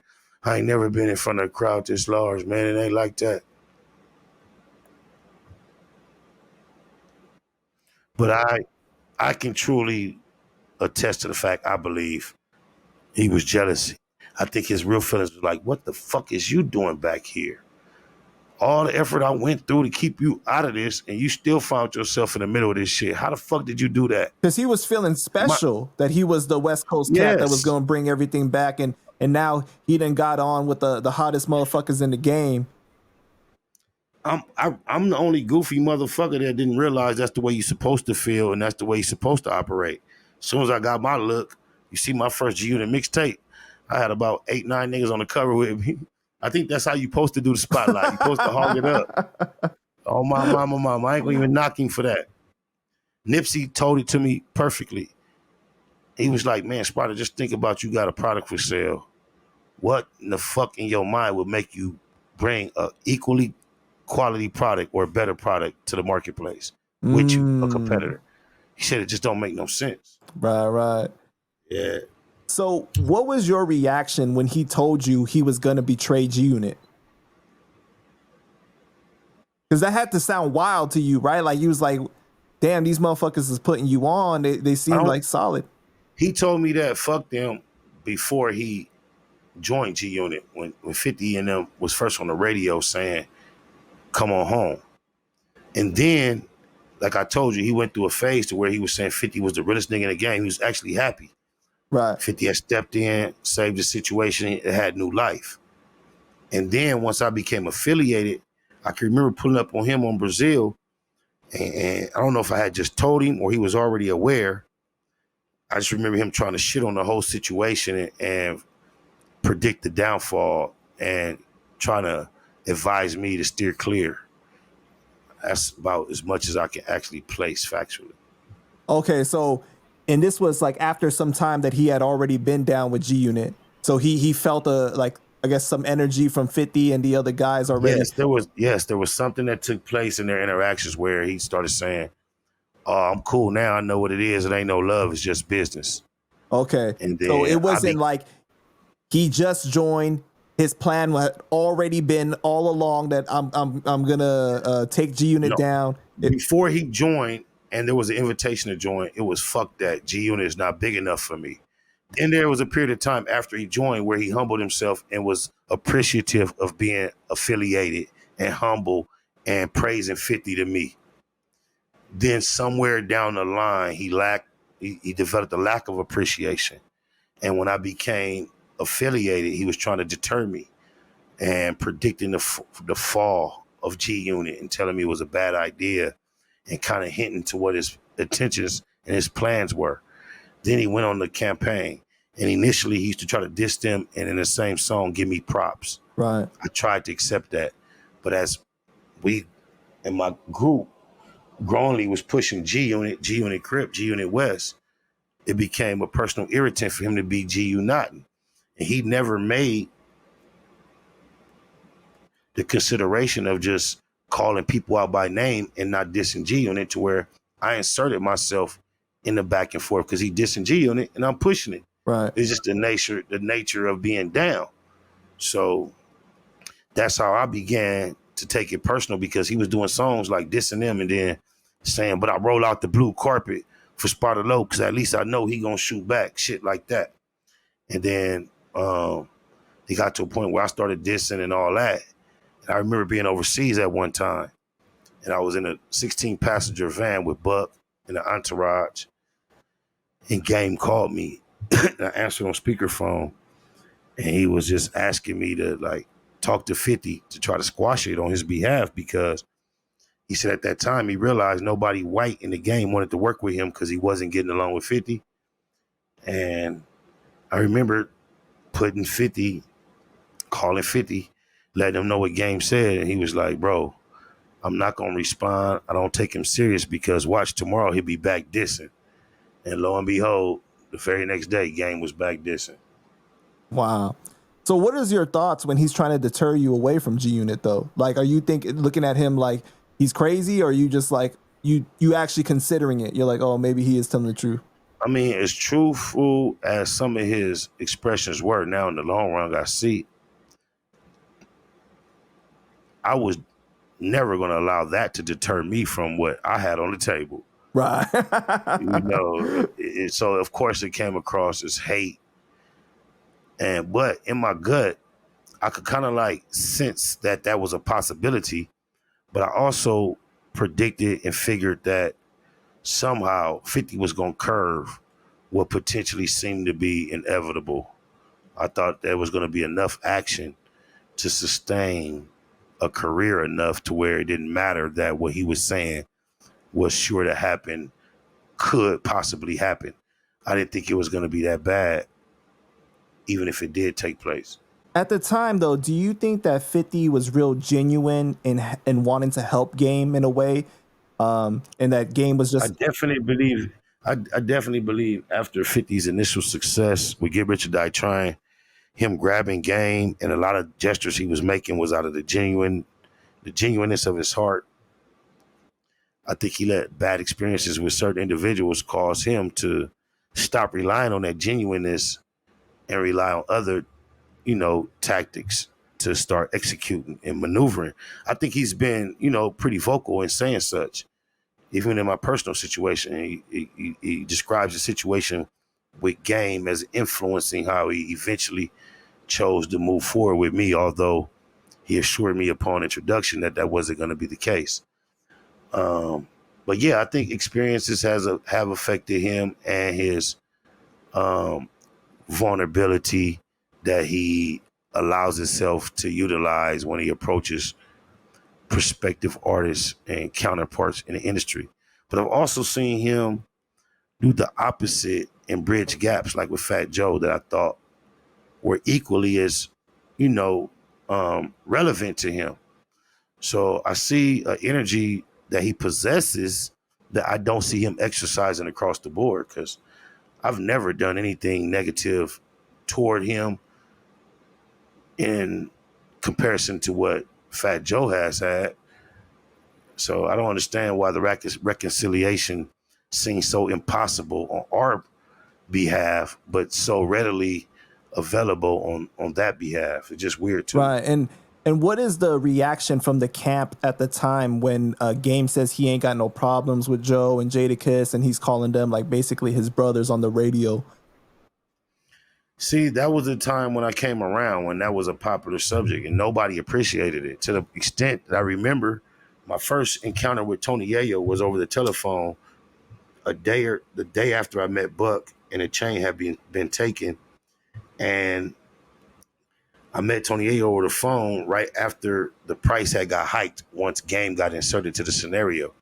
And I remember Tony Yayo off top calling him a snake and things of that nature. So, the G Unit crew was able to hear Game tell me on the speakerphone, man, why you worried about that chain, man? Them niggas from New York, nigga, we from Compton. So they knew that he was less than loyal, at least from the moment I was inserted into this situation, outside of other things that they already were suspicious of or experiencing with him, because there was a lack of appreciation for him in general, at least from 50, from the moment I met him. Mm. Although he was actively still involved in promoting his career and getting it off the ground.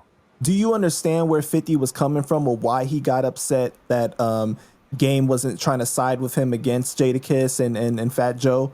Because he got him out of Goddamn he got right. him out of a lot That's why of issues. Like, that's why I don't understand how me and 50 ever could lose connectivity consciously, because I definitely understood where he was coming from. So I was definitely purposeful in making sure I applied myself to never, be similar in nature to that. And I know I fulfilled that to the utmost. So outside of that, I don't understand how we could reach the level of existence that we have. It's like, damn, it's like showing up to the NFL and they saying we need you to be quick, fast, and strong. And then they pick the slowest, weakest, most, clumsy, uncoordinated individual for the job. It's like crazy.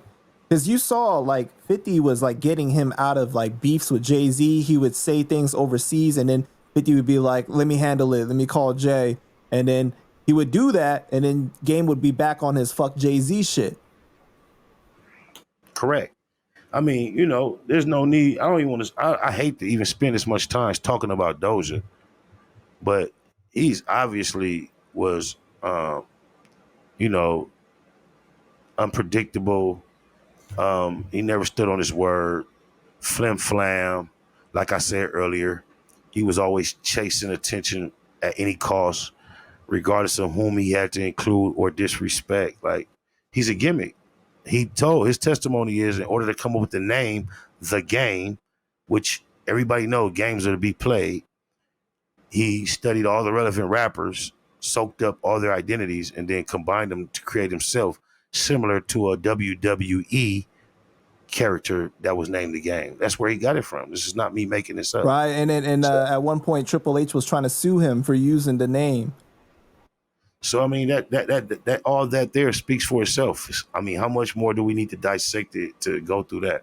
I know you said you didn't want to talk about him anymore, but can we talk about the Rosemo 700 situation though? Rest in peace, Rosemo. Put him on his back. According to Wack, Ho No 100 at the Fox Hill Mall, Wack told me he got the footage. A Game in convulsions with his back to the ground, belly up to the sky, toes to the top, shaking because Rosemo knocked him out. That is the most I can confirm about what took place. Wack Ho No 100 told me he has the footage of Game knocked out at the Fox Hill Mall. And that was prior to him becoming his manager, right?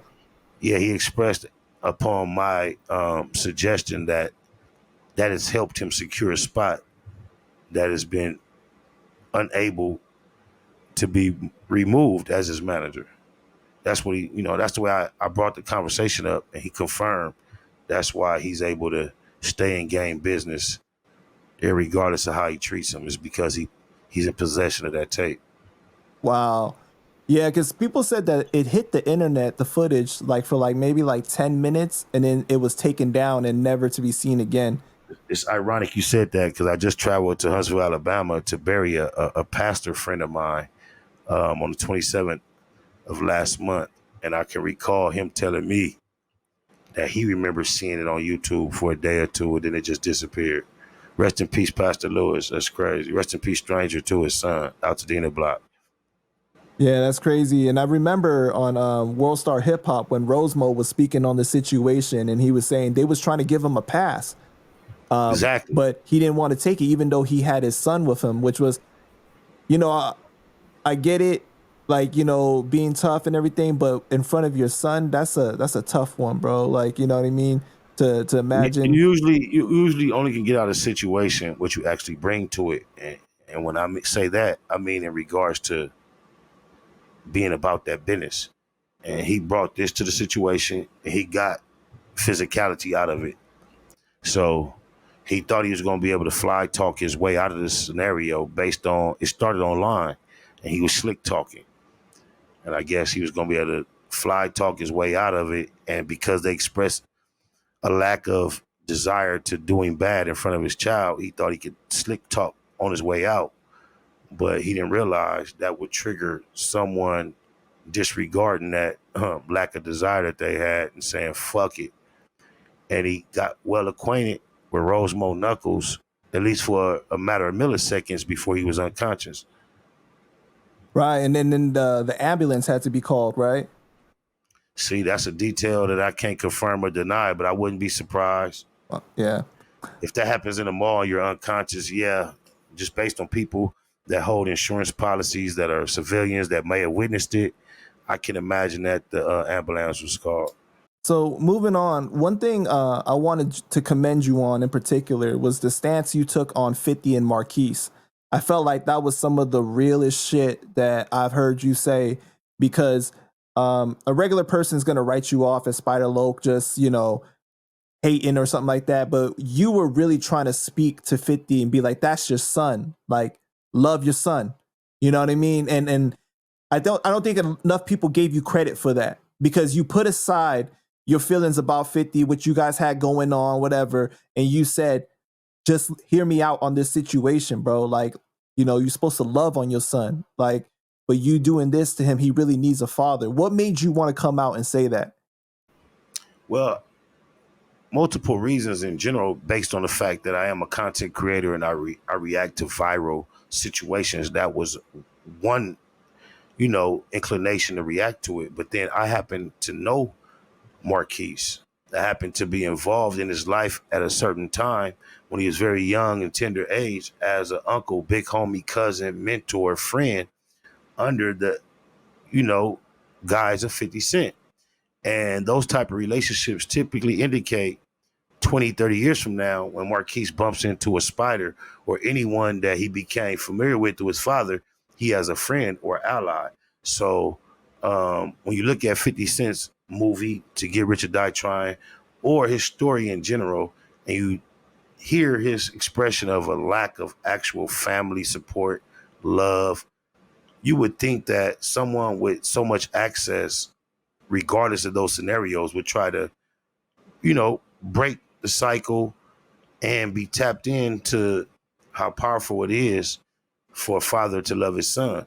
I'm only privy to the public information that the rest of us are privy to, outside of a few personal things I've experienced that the public hasn't experienced on the subject matter, just as 50 being comfortable, being on a speakerphone talking to Marquise's mother in front of me, being behind the scenes and watching the interaction with Marquise, 50, the entourage, individuals like Ice Cube, also being the father of 3 boys that are 2 the age 15 and 1 the age 16, even being involved in raising a stepson from the age of 2 up to the age of 30 at this point. I just know the importance of, family if there's not a level of disrespect that cannot be reconciled.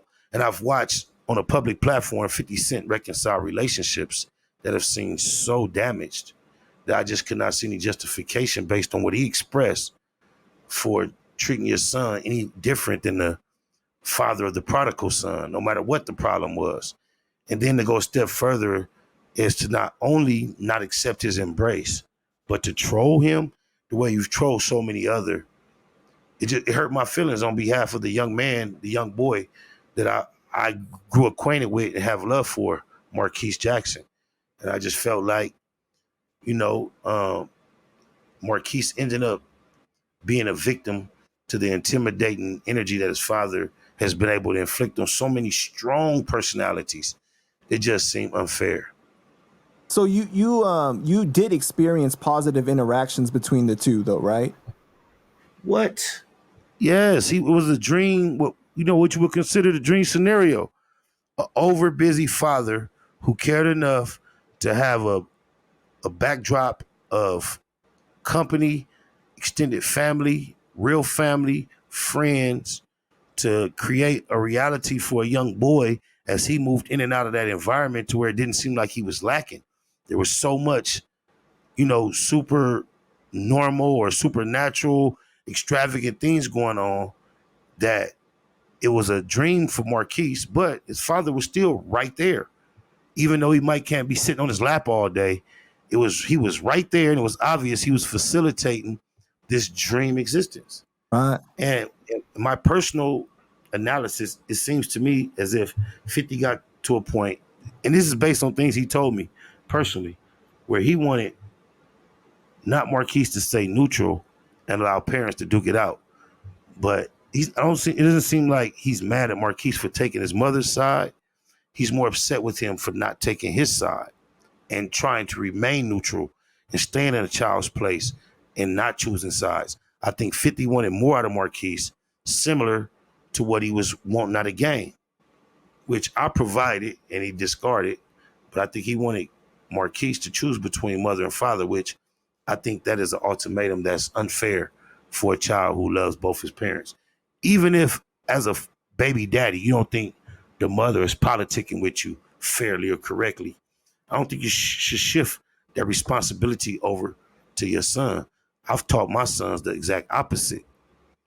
At all costs, ride with your mother, even if she's wrong. Right. And you as a father, obviously, of 3 boys, you could never imagine cutting your kids off or not being a part of their lives, right? Or saying you don't love I them. couldn't. And just think about accumulating as much wealth as dude has, apparently. And just, he has a new son now, but the prospect before the new son of leaving that to any human outside of this human that I created that looked just like me. He told me that anything we don't know how to do, we hire the people that know how to do it best. And they teach us how to do it. And he was talking about riding dirt bikes and flipping them and standing on them or anything of that nature. He said, we got it, Spider. He said, anything we want to learn how to do, we hire the people that do it best. And we pay them to teach them to come and teach us how to do it. So why not pay the person that's the expert at restoring relationships with the most important people in your life to come around and teach you how to do it. That's real shit, bro. That's definitely real, man. You know, it's crazy that you were saying the thing about Game and his son, right? Like it's the same thing he wanted with Game, because Wack 100 said that when he looks at his son, at Marquise, he's reminded of the Game because of this loyalty and everything. Well, I haven't seen any disloyalty displayed on behalf of his son. I know the one picture he's accused of taking with Supreme's son. I happen to know Supreme Jr. personally, and I know that Marquise had no idea who he was at the time of that photograph. Right. And Supreme Jr. didn't know who he was either. It was the friend that was taking the picture, told them to get together, and then when they left the club, he's like, "You know who that was?" Exactly. So, and I do say, like, I would say, like, for 50, why wouldn't you take your son's word for it that he really didn't know? I'm gonna tell you, with all the speculation everybody would like to place on the situation, this is 50's calculation. I bless Marquise, Shaniqua is blessed. I'm so invested in not blessing Shaniqua, I will cut Marquise off if he's going to allow me blessing him to filter into his mother, which is a reality 50 realized he cannot avoid. So he'll cut his son off in order for that blessing not to trickle down to Shaniqua. Do you think that was as a result of Shaniqua taking advantage of 50 in any way? I don't think that deep into no man's relationship with his woman. I look at the overall thing of bosses and the level of responsibility they assume once they create a child they love, regardless of how bad the situation get with the woman. And I analyze the situation based upon that. Is there any chance of you ever fixing things with 50? There's nothing that I could fix. There's a chance of me to be open to him wanting to fix it, but there's nothing I could do. It's all on him. I'm the most loyal individual he ever encountered as far as artists that he didn't grow up with. It's just by nature, by default. That's who I am. And although it's by default, it almost has proven to be to a fault. So I see him capable of reconciling very deep differences. I am extremely open to any of that type of interaction. Right, because you didn't find out that there was an issue until you saw him live and people were asking about your project, right? And he was saying, like, why you guys asking these dumbass questions? This is why I don't go live. Something around similar to that sentiment. Shout out Panda Chop, because I know that clip is going to be inserted right here when he does his thing. If you need it, I got it. Exactly. Man, roll a clip. Is Hot Rod, Nice, or Loke gonna be on the new G Unit album? Hot Rod is not on the new G Unit album. Nice is not even on G Unit. And Loke is in LA somewhere doing what he's doing. Like, you know, I think a lot of artists, I think the big misconception is because I bring artists close to me and I kind of like work with them until they develop the skill to go ahead and present themselves to the public. I think they think it's a responsibility of the actual record company to get them hot instead of them taking the initiative to make their own buzz or their own, like they wait for me to put them on a record instead of going to do it themselves to generate interest. And it's not the record company's responsibility to do that. And I was already being, you know, on the back burner, taking it on the chin, you know, proudly, not giving a fuck what the public was saying. I didn't get irritated until he took the public platform and chose to depromote me versus, or demote me versus promote me. And I still wasn't vocal about my disappreciation publicly. I spoke to him personally and he apologized. And for those that maybe you are student enough, shortly thereafter, he went on 106 in Park and he mentioned me in a roll call of what was coming up next as a gesture of showing me that he apologized for saying that. However, it wasn't until 2017 that I actually chose to post the video clip on my Instagram page, which only had 3,000 followers at the time. It was a Throwback Thursday moment. And I had a habit of posting Throwback Thursday moments at this time. And I said Throwback Thursday to the moment when I realized 50 Cent was hating on me. And that motivated him to respond on that post. And that kind of triggered the public campaign and me being more honest about my experience. Right, because he was saying like the music wasn't good enough or something like that, right?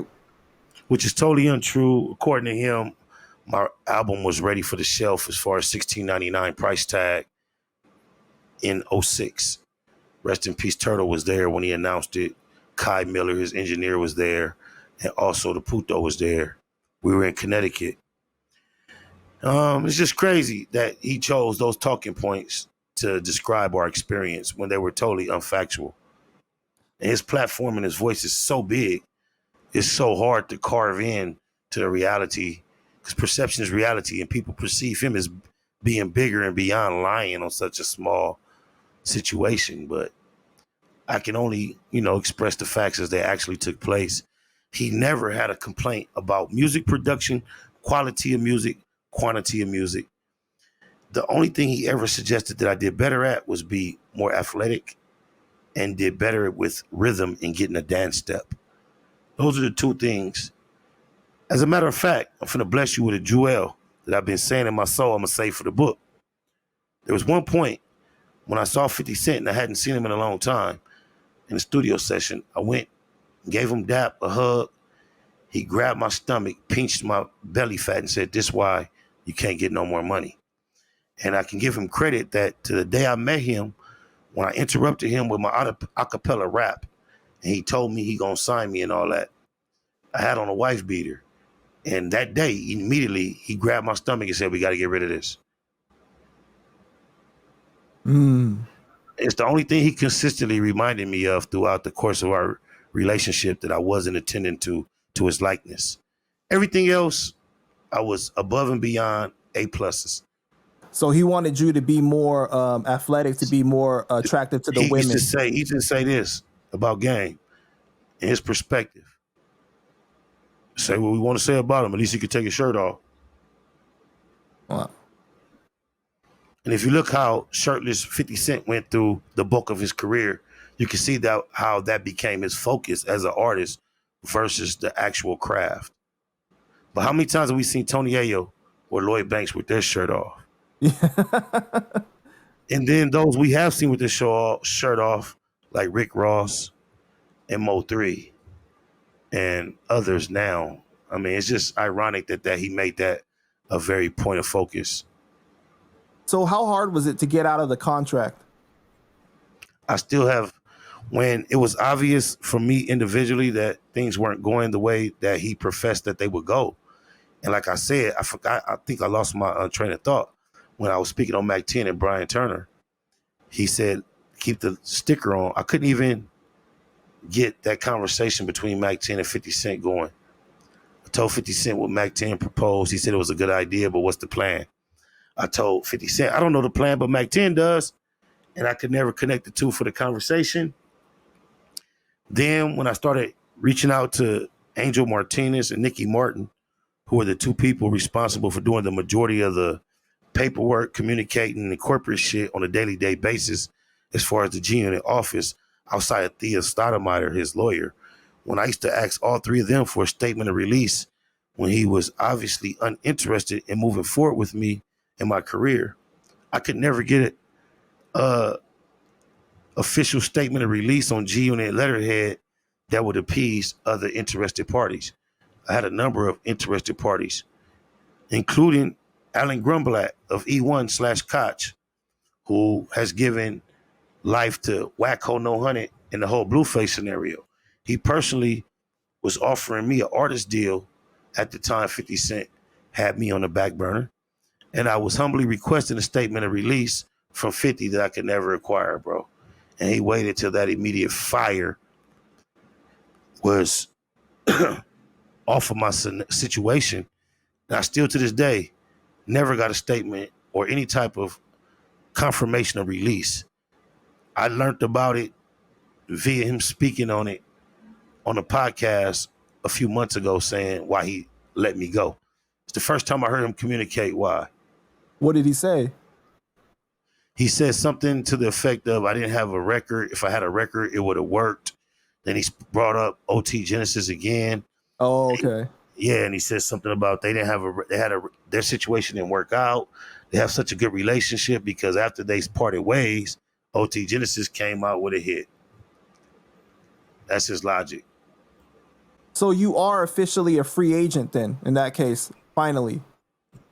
Yes, he's at this point he is in extreme breach of everything he proposed and has no claims to my career likeness whatsoever, just based on the terms of the agreement that we initially engaged upon or engaged in. However, at the time when it initially began to disseminate, there was interest from other, corporate individuals that could possibly take me to the next level, and they would not move forward without an appropriate official statement of release from 50 Cent and his company. And I could never acquire that to present to any other person. So no one would be willing to gamble or take the chance that early on that they wouldn't encounter issues with him and embark into a situation. So when was the last time that you spoke with 50? Whoa. There was a time when when the numbers was acting funny and I couldn't keep immediate change. It's hard to place the time, but I remember it was a time when I had a studio in North Hollywood, right around the corner from Power 106. And I used to hear Big Boy saying 50 was going to be on the radio, announcing it coming up in a couple hours or in a few minutes or whatever. And I would drive around the corner to the radio station and be in the parking lot when he got out. And him, Chris Lighty, Norm, is that the nigga name? What's the Puerto Rican dude they used to do the records? Cruz. All his who? Um, Was Nelson. Okay. His little crew, Barry, all the people that I was familiar with, they will all act like when they see me in the parking lot, they have been breaking their neck to try to find me. Let me follow them to the hotel. I will get new nuts. Wow, so this was when Chris Lighty was still alive then, because he died in 2012. The last instance I can remember of this was when 50 had braids in his hair. He was preparing to be a character named Spider in a movie, and Shanique, the house had just burnt down in New York. Wow. This is the last time I can remember encountering him in this type of fashion. And he act like I just sparked up a reunion that he appreciated, gave me the new numbers, but they would only work for 24 hours. That's crazy, man. So what are you doing during this time then? Like you're basically left in limbo, right? Yeah, putting out a mixtape a month, trying to be proactive, face the public like I don't realize this nigga just left me drowning. Just stay down. But I mean, that doesn't pay the bills though. Oh no. Well, they were still like, I was fortunate to encounter someone by the name of Russell Whitney Jr., rest in peace, whose father, Russell Whitney Sr., was a real estate guru before I got my advance. And he assisted me in making a couple of very sound investments initially when I got a 6-figure advance. So I benefited from having a friend like Russell Whitney Jr. for a long time, as to where I wasn't scraped and scrapped to survive after I depleted $200,000 of what G Unit had allocated toward me as my $650,000 budget. Once that ran dry, I was able to fall back on what Russ Whitney Jr. had helped me establish and develop, alongside his personal assistance as well. He just passed here recently, since the fentanyl crisis has been a crisis. Just do your research and look him up and you'll understand. That's unfortunate, man. Fort Myers, Florida, yeah. So what was the situation with 40 Glock? He wasn't technically signed, right, to G Unit? No, he was a member of Perfect Storm or Quiet Storm Management.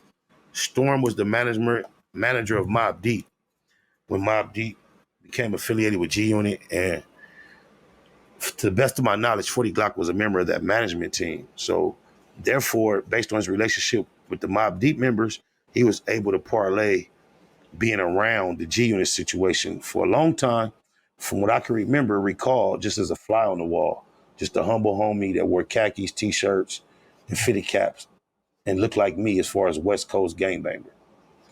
And it's hard to hate on that, even though he's from the outskirts, Colton. I've never hated on that element of California.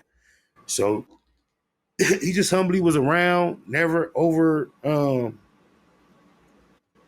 represented his affiliation initially.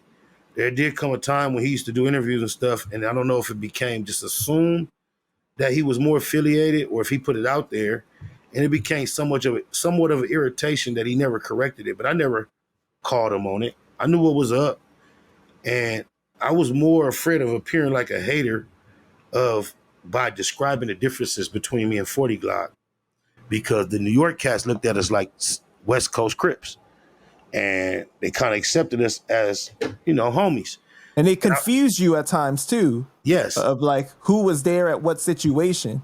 That one particular situation, but before all that, just behind the scenes, when people used to just assume that me and 40 Glock were similar in nature, I never wanted to come across as somebody was behind his back whispering like, nah, he ain't like me. So I used to just pretty much vouch for Cuz as a stumped down Crip to the out of town cats, to the point where without them getting any personal experience outside of us just being around, they looked at us like equal counterparts. And I kind of supported that for quite some time. And when we used to go on media platforms, and they addressed him as a G Unit artist, even though he never corrected him and I knew better, I never made it my business to correct him. So therefore, I, for the most part, co-signed that as well. Throughout our experience as G Unit counterparts, he did a number of weenie things. But me, in the mind frame of Chestnut Checkers, I don't just, delete a nigga out of my existence the first weenie move he make. I allow you to develop an amount of weeniness before I categorize you as what type of weenie you are. But I've been aware he was a weenie for a long time, but still my homie. To the point where I, at one point, was the only person on the internet comfortable co-signing anything he did. I was his only friend. And that led me to, at one point, being on my live. When I first started going live consistently, he popped up, and I happened to be telling a story based upon, memory, facts that included 50 Cent that he witnessed. When I put him on the spot on our live with these incidents, he was less than truthful about it. And I challenged him to keep it a Google, and he couldn't do it. And I remember kicking him off my live, and that was like basically the last of our communication. That was Wow. So why did 50 never sign him as a G Unit artist? Has anyone ever signed him as an artist? Without being disrespectful, I would assume it's the same reason every other CEO passed and signed him. What was your relationship like with Mobb Deep? It was casual for the most part, genuine, respectful, cool as fuck. Not much negative to report. Remember one time Havoc got drunk as fuck. I think he stepped on my PlayStation in the hotel. But Havoc and Prodigy can fit in your pockets. They're like miniature sized guys. So unless you're a bully, it's going to be kind of hard to have a problem with them in person unless they jump way out their body and get extremely disrespectful, right, which neither of them ever did. And me and Prodigy kind of bonded a little deeper than me and Havoc, just based on the fact that Prodigy exposed his spiritual side on that Pearly Gates record, which was kind of demonic to me at the time, dark, with my religious upbringing. Right. And on our personal experience, I had to challenge some of the shit he said, and it caused us to engage in a conversation he didn't even realize I was qualified to have. And we gathered a respect for one another's spirituality and just knowledge of spiritual subjects, and we became a little more cool than I would say myself and Havoc. Me and Havoc just never got that cool. Didn't correct me if I'm wrong, but did you ever read Prodigy's book? I never read the book. However, I did hear portions of the audio version, which brings me back to the incident that you mentioned earlier. He detailed the incident that Wack 100 claims I attended, which I didn't. That 40 Glock has been swearing I didn't attend either for years, which is true. And I just find it ironic that, how we revered dying declarations shortly before Prodigy died. In a book that he mentioned me multiple times in when I was relevant, he told an incident that happened in LA that Wack is trying to place me at, and he did not include my name. And he was very careful to include all the names that he could. So I look at that as vindication, and I thank Prodigy for telling that story in that book. Mm. And you're talking about the situation where they had Game cornered, and Game ended up calling Wack or something like that. Somebody called Wack, right, for assistance, and he pulled up with Suge. And I was not there. I swear by every hair on my chinny chin chin and the ones on my chest that are not there. I was not there. right. And Reggie's point of view on that was that I don't understand, that makes Spider look like a boss. But you're like, a lie is a lie. I don't care if it makes me look good or not. It don't make me look good to grab no points I didn't score. I don't want no points I didn't earn. And I don't see the element of that looking cool. Because if I had my man pinned up against a car, he would never have time to make a call to no weenie ass nigga like Wack. Ho no honey. And I would have the interest in waiting for Wack to argue with Suge Knight wherever they were about even reacting or responding. Wack told the world he convinced Suge to react even though Suge didn't want to. So therefore, all this time I was idly having my man trapped, and Wack was able to manipulate all that and have time to travel from his location to our location and mediate my intentions. That is preposterous. That would never, ever, ever take place, let alone have the imaginary conversation he claims to have had with me once he arrived. That is all a figment of his imagination. Right. So 40 Glock was the one that was actually there, right? I wasn't there, so I can only believe what 40 Glock claims and what Prodigy said in his book. I wasn't there. During the height of the beef with Game and G Unit, what is the streets of LA like at that time? Like, what is the politics going on? Is anybody trying to reach out to try to squash the situation? Yeah, one person in particular I can recall, Two T's from Bounty Hunters.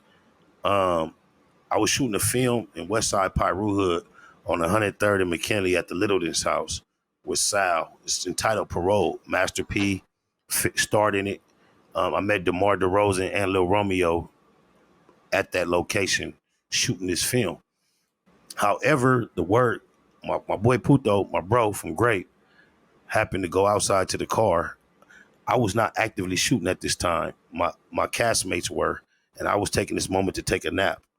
And Puto went outside to the car to retrieve something.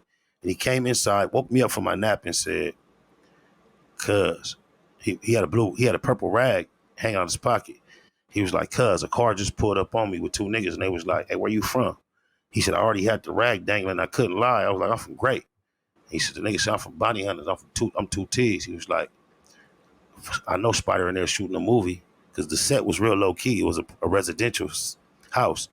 He said, I got Game around the corner, man. I'm trying to have him talk and squash this shit. Let him know. So Puto came in and told me. I told cuz, man, I don't want to talk to nobody. I ain't trying to squash nothing. Because at that point, it wasn't my call to squash nothing. He had a beef with 50 and G Unit. Right. And I inherited it. Regardless of our personal experience, he had made it his business to be GU not, and I was G Unit. So it could have been squashed at any moment, but it had to come from the top at that point. So I wasn't going to entertain any conversation. I'm here on set working with some professionals. So I communicated to Puto and this dude named Dino, who was supposed to be responsible for keeping the set pure of outsiders. So what happened was on this particular date, I can recall making it clear I had no interest in speaking with him to all those that were relevant for me to let that be known to. And then I had to resume shooting. So I remember being in a dining room setting where I'm sitting across the table from my cast mates, and we're going through lines. They're setting the scene.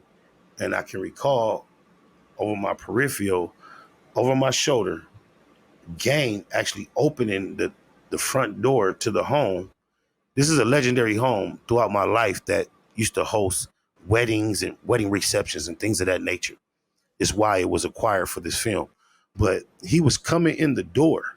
My homie Luck from Hustlers, from Hard Time, who was about 5'7", 5'6", met Game at the door with his 6'5" frame, and he had a AR-15 with a dish towel over it. And he put his forearm in Game's like torso, politely letting him know, hey, the homie not talking to nobody right now, he working. So as I looked over my shoulder at the table, I see this taking place. Game is using his humility and his large stature to kind of lean past the homie and appeal to me like, Loco, it's me. You can't holler at me. It's me, my nigga. We can't talk. And my only response is, cuz, you don't see I'm working? I don't even give him my full attention by turning around. It's production lights, set, sound, the whole shit. It's a professional situation. You're not trying to bring that shit to the... This ain't the time. Right. I'm working. Outside of the fact I'm not interested in no peace treaty type shit. He's not following the chain of command right now. He's not doing nothing that I'm interested in whatsoever. I'm not finna allow your interest to shift my interest at this moment. I have a particular interest in being here. That's all I'm concerned with. Fuck what you talking about. That's how I feel. So the homie is also not allowing him to break that barrier, that threshold. So eventually the door gets closed. I get up, I throw a nutty at the people I told I didn't want to talk to nobody. But when I happen to look up out the window, cuz it looked like a Pyru picnic or a post-Pyru funeral. There's so many niggas out there just circling the location. My first mind is they're all here friendly with him. However, that turned out not to be the case. A lot of the crowd just got wind that I was there filming, and they were coming just because. And there was a portion of the crowd there in representation and support of him. However, I'm in the backyard now of the actual location, so I can see the whole group of people. I could see everything. And it was one dude by the name of Jim Bob from Capanella who got my attention on the opposite side of the gate and appealed to me to allow him to come inside the gate and talk to me. And I can remember he gave me a real passionate, intelligent speech presentation as to why it would be a good idea for me and Game to squash whatever we had. He was requesting me allowing him being the one to facilitate that type of conversation and explaining to me how it would be beneficial to him as well. And I listened to him with extreme respect that I felt was due to him. But at the end of him giving me his presentation, I let him know, like I told you, I wasn't in position to make that call. I wasn't interested in entertaining that idea, although I understood everything he was saying about us being black men with opportunity. I get it, but I ain't in position to even entertain that right now. And that was the most immediate moment I can remember. I can remember Del Dog, rest in peace. Summers in me on 104th.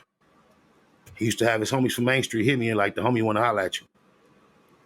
I remember pulling up on 104th to holler at Main Street. Holler at Del Dog. I pull up with a handful of homies, and he used to keep it so mafia. When you used to have to go to the back to the studio to holler at Del Dog, you used to have to go through a driveway, a black gate, then you go through the back. That's where the studio at. When you get to Del Dog house, he used to have a gang of homies in the front on their motorcycles hanging, rolling. They used to have big ass ashtrays, bigger than this, black ashtrays, big ass weeds, mafia blunts. Everybody rolling mafia blunts. So you pull up with your entourage. Normally, everybody greet you and let you and your whole entourage go through the back gate. I can remember this one particular time, I pull up with the entourage. I even had my homie Big Dane, who is celebrity security. Right now, currently with Chris Brown, and has been for years. But he's been through Eve, 50 Cent, Rick Ross, a number of celebrities. So he looks the part. He just happened to be on some downtime. He's a family member of mine, a homie. He was with me. So it looked like I had paid security. And the Main Streets and Del Dog, they were so fly and smooth that as I approached that day, by the time I got to that gate where I'm finna go back and actually have my meeting with Del Dog, they had picked off my whole entourage. Just, let me holler at you. Roll this up. What up, my nigga? So by the time I went through that threshold and looked back, I was by myself, including Big Dame, the security type nigga. Oh God, they picked everybody off. It was without saying. They said, "No, the homie just want to holler at you." So I remember getting back there, and Del Dog. Anybody that know Del Dog, they know he used to pronounce Jimmy Iovine name like it was plural. He used to call him Jimmy Iovines. He got at me. He was like, "Look, man, whatever you got in game going, you in game got going, cuz." He was like, "Man, we could get a check out of Jimmy Iovines. It's big. You know, we need to go on and squash it. I'll get a check out of Jimmy Iovines. He'll cut a check."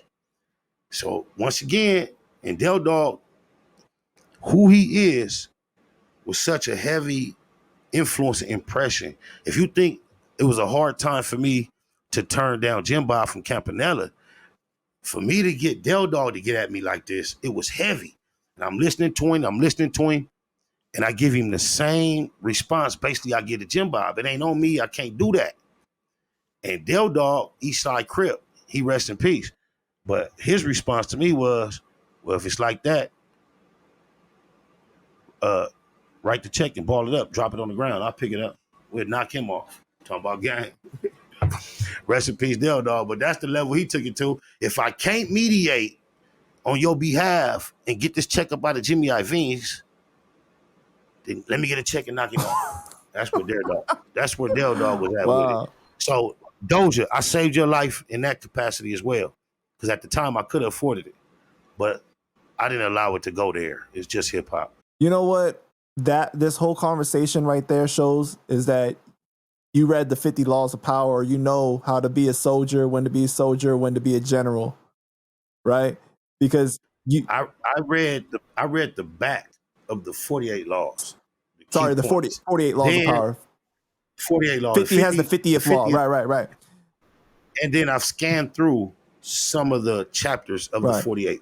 Very scarcely, but I cannot claim to have read it. But you understand. I'm generally familiar with the concept. You understand like how like 50 has said like he's a general when he's with G Unit, but he's a soldier when he's with Dr. Dre, with Eminem, right? Like you understood it wasn't your place to broker that that peace treaty. That wasn't for you to make which peace treaty? The one with Game. Oh no. I would never try to broker peace. What I did to the contrary is 50 told me to stay out of it. And because of Game's relentless attack on G Unit in general and not personalizing his attack toward 50 and the members, and I'm pushing G Unit in general so hard, I went against 50's advice and inserted myself in that. He advised me not to react to Game. And Game was going out of his way to diss G Unit, but show me love in the same records. So that. Why do you think 50 never went at him like real hard on a record? Like he did this Not Rich Still Lying. He had little lines here and there, but he never like, especially when Game was dropping 300 bars. He had a conflict of interest, and him being primarily a businessman, to sink the project would sink his profit. Right. And he had that interest to consider primarily. Did you understand that though at the time? Oh, definitely, because I was privy to conference calls that 50 was having with the people who were assuring that his percentage of the profits would stay intact, even though it appeared in the public they were separating. He was allowing me to witness a lot of those conversations while that was being confirmed to him. Wow, so 50 wasn't lying about that. Oh, not at all. Because, Game, at times he was saying, like, I was never signed to G Unit. He's not going to make any money off of my album. Oh, that's a terrible lie. Not only is that the case, you can see creatively, the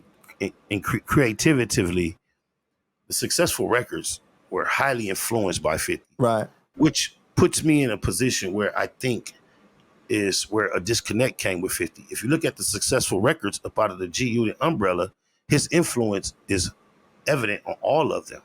All the ones that went to market that actually got a promo behind them. From the On Fire to all of them. If he did not provide the producer or co-write the record, perform on the hook or something of that nature, he was personally involved with the record. The only record that G Unit had up until my point in date that had any life that he appreciated, that he had absolutely no involvement in producing, was Beautiful World.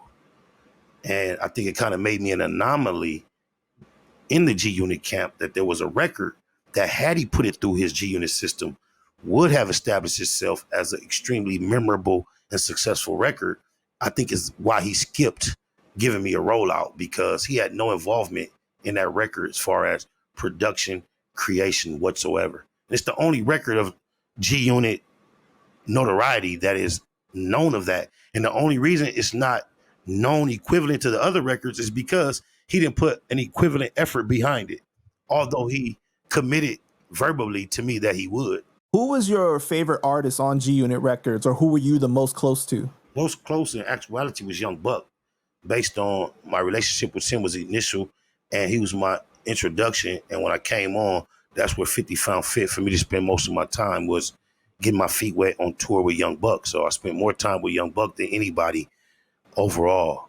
However, as far as this, Tony Yayo went furthest out his way to make me feel included by holding his album up, his debut album, to and flew me to New York to participate on it. And then Lloyd Banks, in the long run, took the longest time to develop a bond, or seemingly bond with me, but he was more proactive in, when I wasn't expecting it, reaching out, calling me, telling me he's listening to my music, and expressing how impressed he was with it.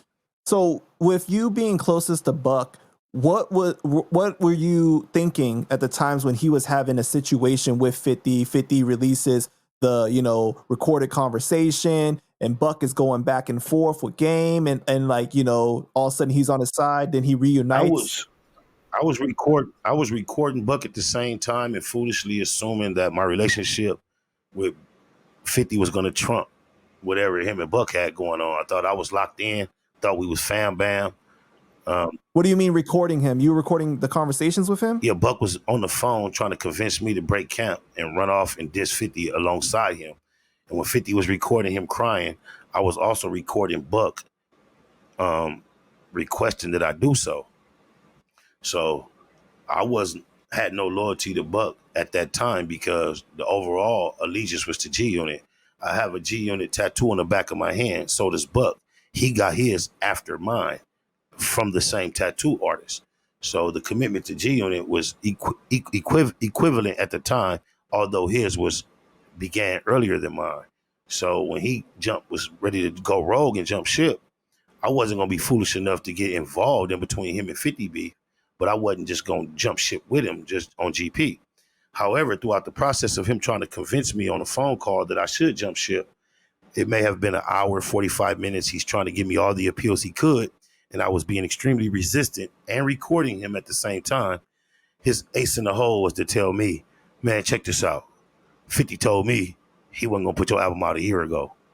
So while he thought he was dropping a bomb on me and letting me know some secret information and making me privy to 50's intentions for my career, at least for the last 12 months, he wasn't realizing he was also exposing the lack of loyalty he had toward me for the last 12 months. When I've been daily in communication with you and you telling me you've been aware of this and didn't make me aware. So that was at the moment when I stopped considering him a friend and classify him as a foe. Right. And so did you give the conversation to 50 to show him what was being said? I put it out. It was like an intro. Portions of it was an intro on a mixtape, and I put it out in a similar time frame when 50 put out him crying.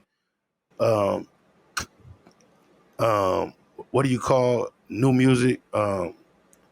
Currently in that time. I put my audio out during the same time. So when you remember 50 recording him crying, within the same few months, when This Is 50 was popping, my audio came out as well. It didn't catch as much a wave as his. What are your thoughts about Buck at this time? Like, your respect level for him has decreased because he's like not showing he's loyal. He's so many reasons. Not even the loyalty. I didn't even allow my judgment to fall upon him based on that, because I figured it was based on situations he had with 50 that were outside of my interest, my concern, my understanding. It could be whatever. But he's been so wishy-washy on those issues. On top of the fact he got caught up with Greg, the lover that he denied, and his interest in the rainbow activities. On top of the fact that he was from 9-7 East Coast, claiming my hood, then jumped out to claiming 60s, even though when I met him initially, he was claiming Hoover. There's just a lot of things about his character that's so inconsistent that lack integrity that caused me to be someone that does not stand in appreciation of anything I've seen him present. You know, the thing that I find interesting about you is that like people haven't given you enough props for how early you got into the internet, right? Like, what's his name from Bomb First? He was recording interviews of you real early on.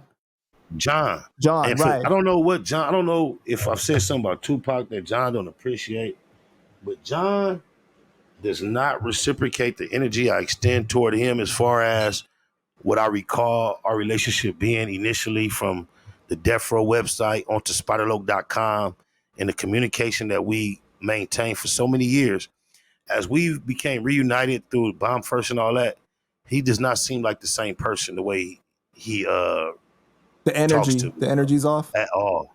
And I'm trying to like place the moment where I turned him off or developed that disdain, and I can't place it, but I just can only assume I've done or said something that he thoroughly does not appreciate, because at the most he's tolerated me from this point on. I've not been able to spark any of that energy we used to share. What up with that, John? Go on, tell me what it is, man. I didn't mean it. I might have meant it. I don't Right. know. Factual feelings, though. But you know, you can arguably be credited as one of the first reactors ever, because there's footage of you, right, that was posted on YouTube reacting to when Big Face 100 got knocked down. Me and BG Knockout. And BG Knockout act like he wasn't my homie. So we was the first people doing reactions to actual viral footage. We got like 100. Yeah. Yeah. So what happened with that situation with Face? Well, what happened was, out of a lack of loyalty to his brother, in the midst of a sibling rivalry with his brother, that at one point he positioned himself adverse myself because I was having issues with his brother, and he pointed me to a tattoo on his neck that said "My brother's keeper." That was the relationship I had with him in regards to my issues with his brother from the onset, and that's what I accepted and respected. Then one day, driving down Wilmington, passing Brazil, like I so often did early in the morning, I saw a large group of people standing in front of a gate and being videoed. And amongst them people was Glasses Malone. So I did a U-turn stop, hopped out, hollered, which would not be abnormal for me at that time, greeted everybody. And I happened to be shooting the Beautiful World remix video the following day. So as I greeted them while they were shooting their video, we chopping it up. I made them aware that I was shooting a video the next day, which featured Papa Smurf, the red verse from Denver Lane. So I invited them just in conversation to pull up. I'm gonna let you know tomorrow where I'm at if y'all want to pull up. And in return, Face, out of hatred for his brother, invited me to come and catch my look on Brazil, being it that I was his brother's op. I accepted the invitation humbly, cordially, as if I appreciated the gesture in the sense that we're friends.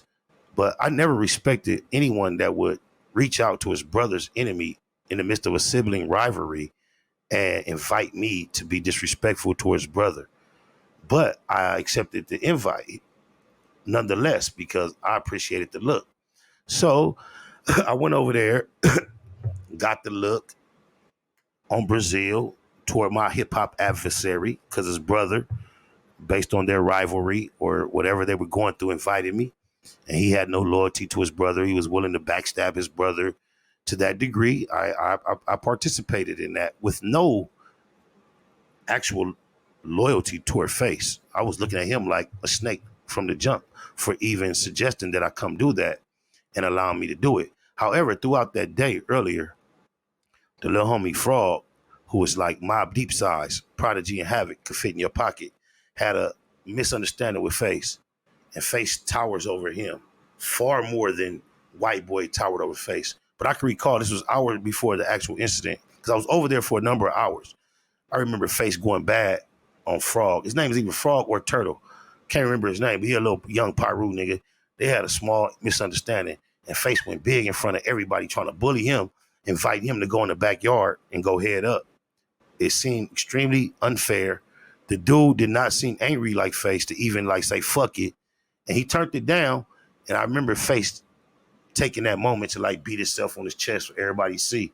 He just called him out. He blooded him all hard and all that. So I found it highly ironic that hours later, after I completed my entire video shoot, it was totally over. I had been parked deep into a cul-de-sac, and I began to reverse and bag out along with the other vehicles in my entourage. My big homie Ant, rest in peace, from 9-7 East Coast, who introduced me to Suge Knight initially, he actually happened to be a member of the entourage that day.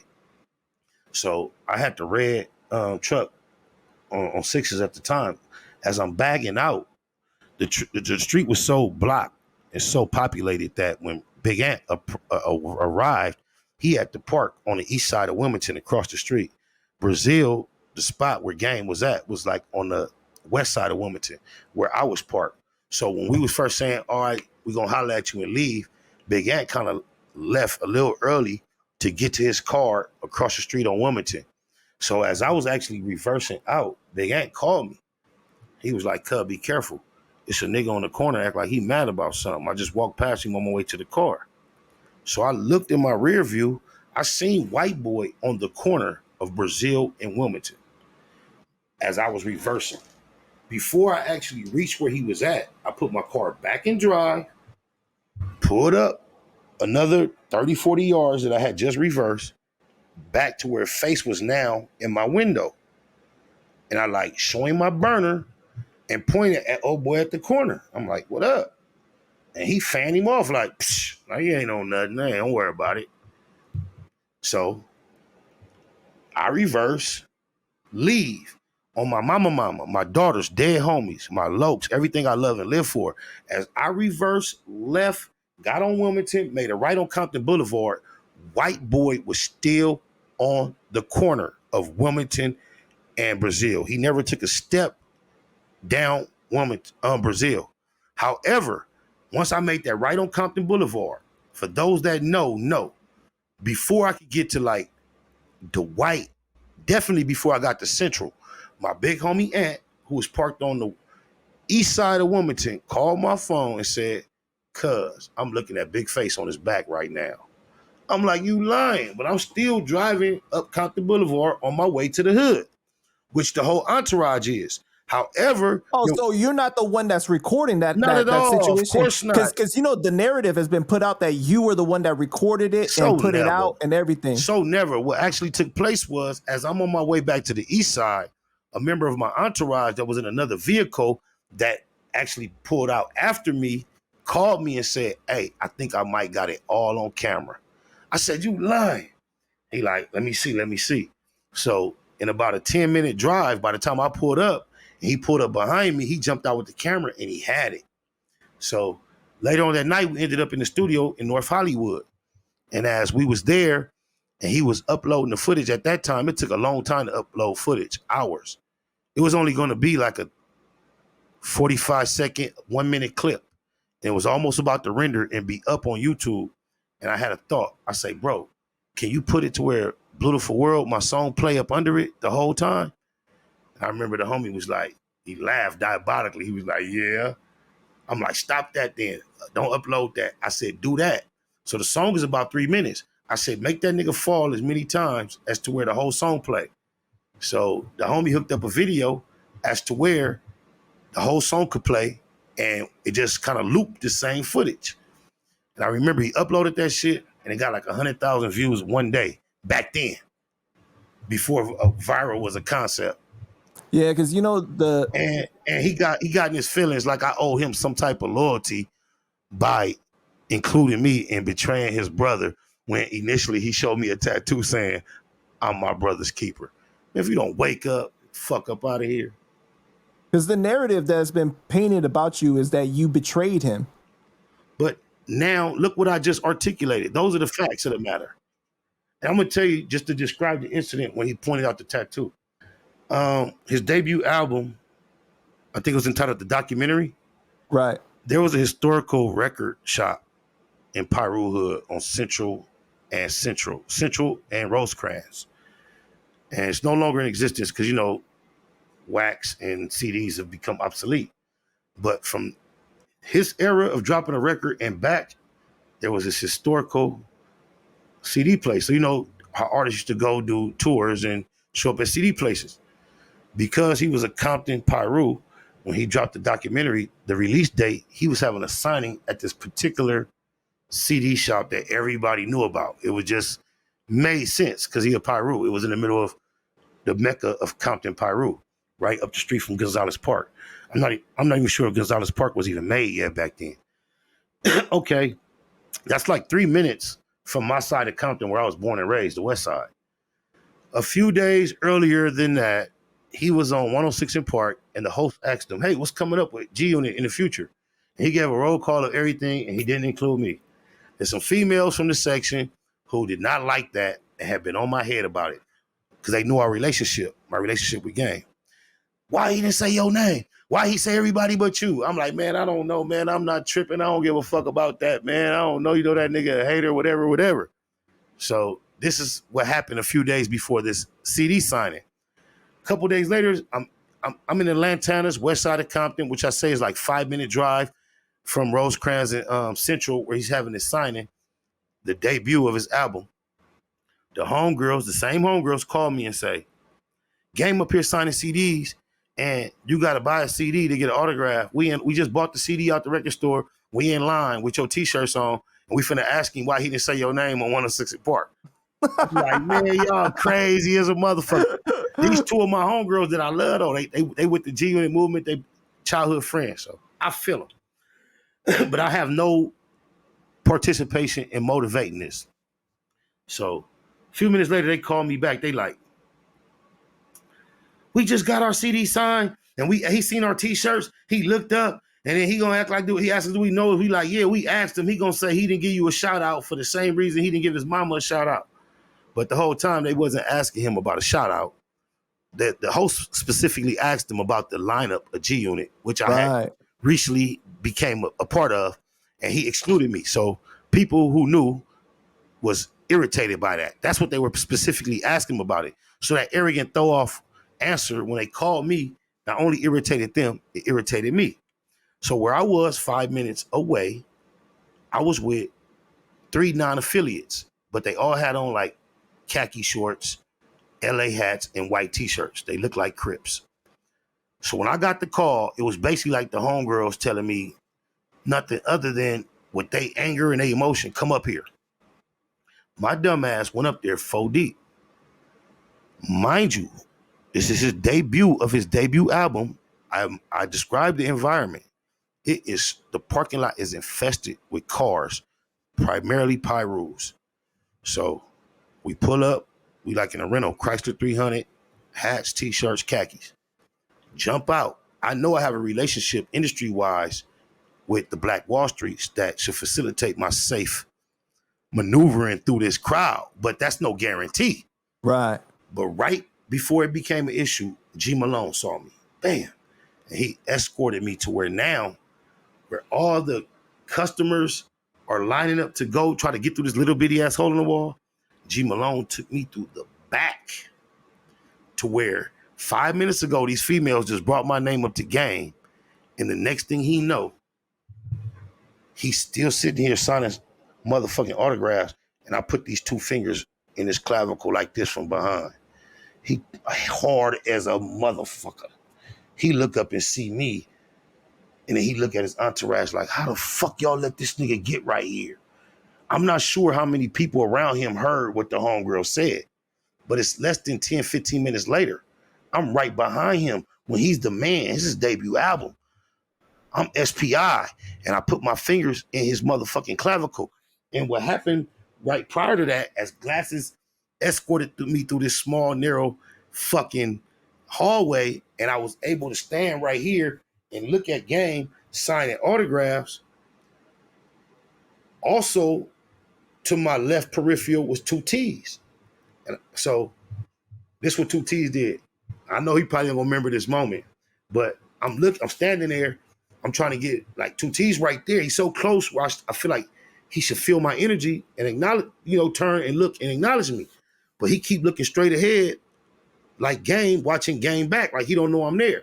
So I remember taking my phone and calling 2 T's.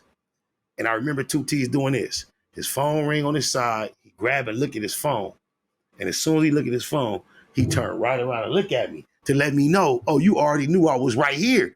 And you've been not acknowledging. I've been trying to, because that, in my mind, that's a friendly face, even though I'm up here politicking. So in the midst of all that, right here to my right, sitting like on a milk crate, kind of low, is Big Face 100. So Glasses not knowing what's going on, just knowing I'm cool, escorted me in here, dropped me off in this position where Game is to my left peripheral, him and two T's. The homegirls just had that conversation with him. Big Face is right here sitting down, having no idea, to my knowledge, why I'm here. And I'm just, it's tense. So after I do that little shit with two T's and he turn around, he do just like this. He look, see my name and turn around and nod. I'm like, what up? So he know I'm there, whatever. He probably turn around, dap me. I get that Big Face. Plus, remember, I already did this shit the game, so he know I'm behind him. Did he say anything? No, he just looked up and shook my hand. Oh, okay. So I get that Big Face. I'm like, man, what's up with your brother, man? Because mind you, from if I believe correctly, I already went through that Summer Jam experience backstage at the Pinchy. So this is an extension of that energy that I'm getting at. Right. So I'm like, get that Big Face about that. And this is the moment when he looked at me, went to his neck and said, man, I ain't no brother. I'm a gangster. I ain't no rapper. I'm a gangster. My brother the rapper. But then he did like this. He got a tattoo that say, my brother's keeper. Let me know basically I'm riding with my brother regardless of any of this shit you talking about. But I ain't no rapper. I really don't care about none of that shit. You can talk to him when you get a chance. So I accepted that on some G shit. I sat there and waited. On my mama, my daughters, dead homies, lokes, loved ones, everything I love and live for. Game tried to conclude his CD signing, get up with his entourage, and walk past me and not acknowledge me. So you know he ended up in a 6'5" bent over headlock, me getting in his ear, letting him know why I was here, what took place. Can't recall the details. He said something political about the exchange with the homegirls. No extras. I let him go on about his way. But yeah, that's what I can recall as far as that experience. What have you thought about the Game and Big Face 100 beef this entire time? Like, it's been going on for so many years now. Well, initially when it started, I thought Big Face was untrustworthy by inviting me to participate because you would assume sibling rivalries would mend themselves. But then when you see how the longevity of their rivalry has extended, it reminds me of Cain and Abel. If you have any type of religious background, we are taught to believe the first recorded murder was amongst brothers. So it's kind of like the way things go. Yeah. I just think it's an unfortunate situation, between two brothers, blood brothers at that, that success can come in the way and just have you at odds with each other. Of course, but how ironic that eventually Big Face started claiming Game started rapping by looking in his rap book, and then he started putting out raps. After he told me I ain't no rapper, I'm a gangster. My brother the rapper, I'm my brother's keeper though. That's how this the ironic intricacies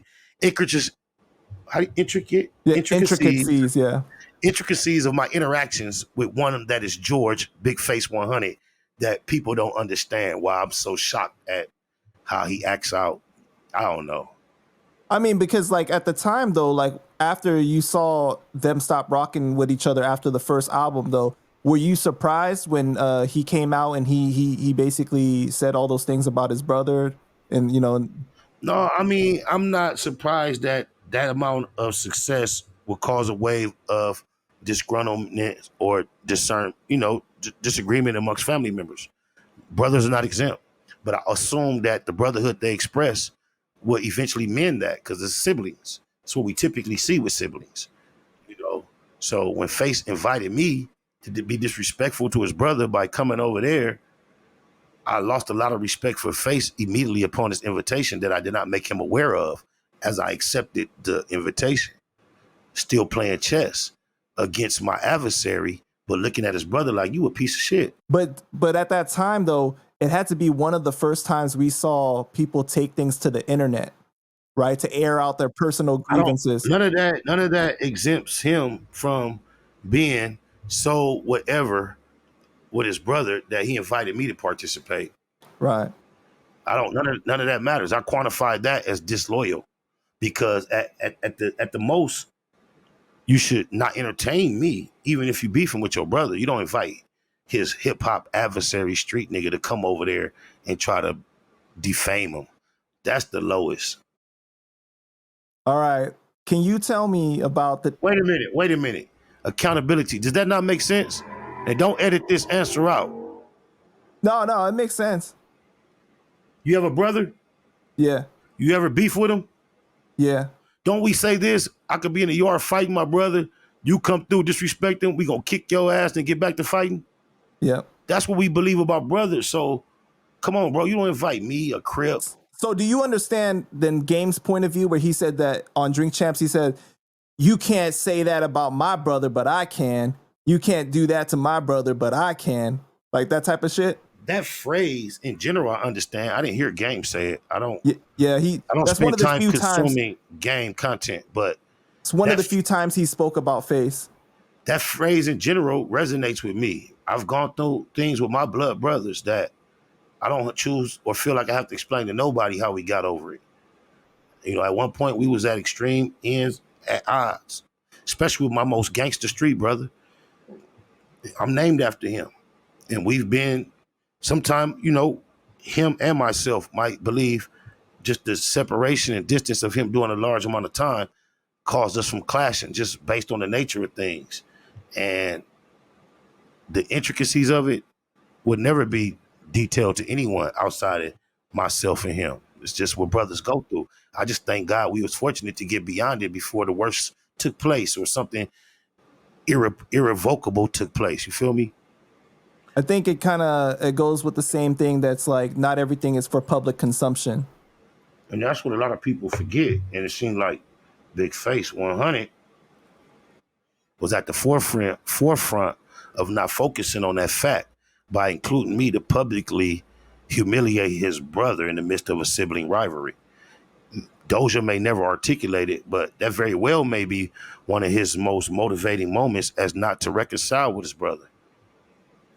Yeah, because they've tried to reconcile over the years, but it seems like it's very short-lived. That's like trying to get back with your wife after she let your main op come through and beat the cock up. You might forget about it a few times over a few bottles and pills, but you're going to sober up and look at her and see that nigga beating it. So Doja might look at his brother like that, like, you let Spotter Low come over here and clown me, nigga. You don't love me. How could you ever convince a nigga you love him once you allowed that to take place? Can you tell me about the diss song, Don't Get Caught with Your Drawers Down? Okay, you know, the record just in nature is a lot more fun, happy, cornier than the music you're familiar with me producing, correct? Right, but you did a music video with it too, and it was crazy catchy. What took place? You had him there dancing. What happened was Big U, shout out to Big U, and his son that just got recently drafted by the Los Angeles Chargers, number 0. He a linebacker. Shout out to Black Success. From the bottom up, I watch nephew go from Pop Warner, high school, college, and I see dreams come true. It's a beautiful thing. But on top of that, what happened at the time when Wacko No Honey got caught with his cheeks exposed, Big U had got caught just on a live or something, just singing, don't get caught with your drawers down. Don't get caught with your drawers down. He was a cappella just clowning, saying that. And one of my most trusted producers, Silent J, who I've done tons of records with throughout the years, just without my request, sent me a beat in my email with that hook on it. So to me, like I said, it was too kind of funny, happy, corny for me to fuck with initially. So I liked it enough to where I played it for my Wake and Bake audience. And instead of me rapping on it, I started a challenge for my audience. Anybody that liked it, that want to get on Wack Head, I made the instrumental available and I told them I would put the record together. After so many submissions, I appreciated what the artist was doing so well. It motivated me to write a verse and I joined them. So then I just, as a reward and a thank you to them, I shot a video just to make it an event they could actually appreciate. So that's how that came about.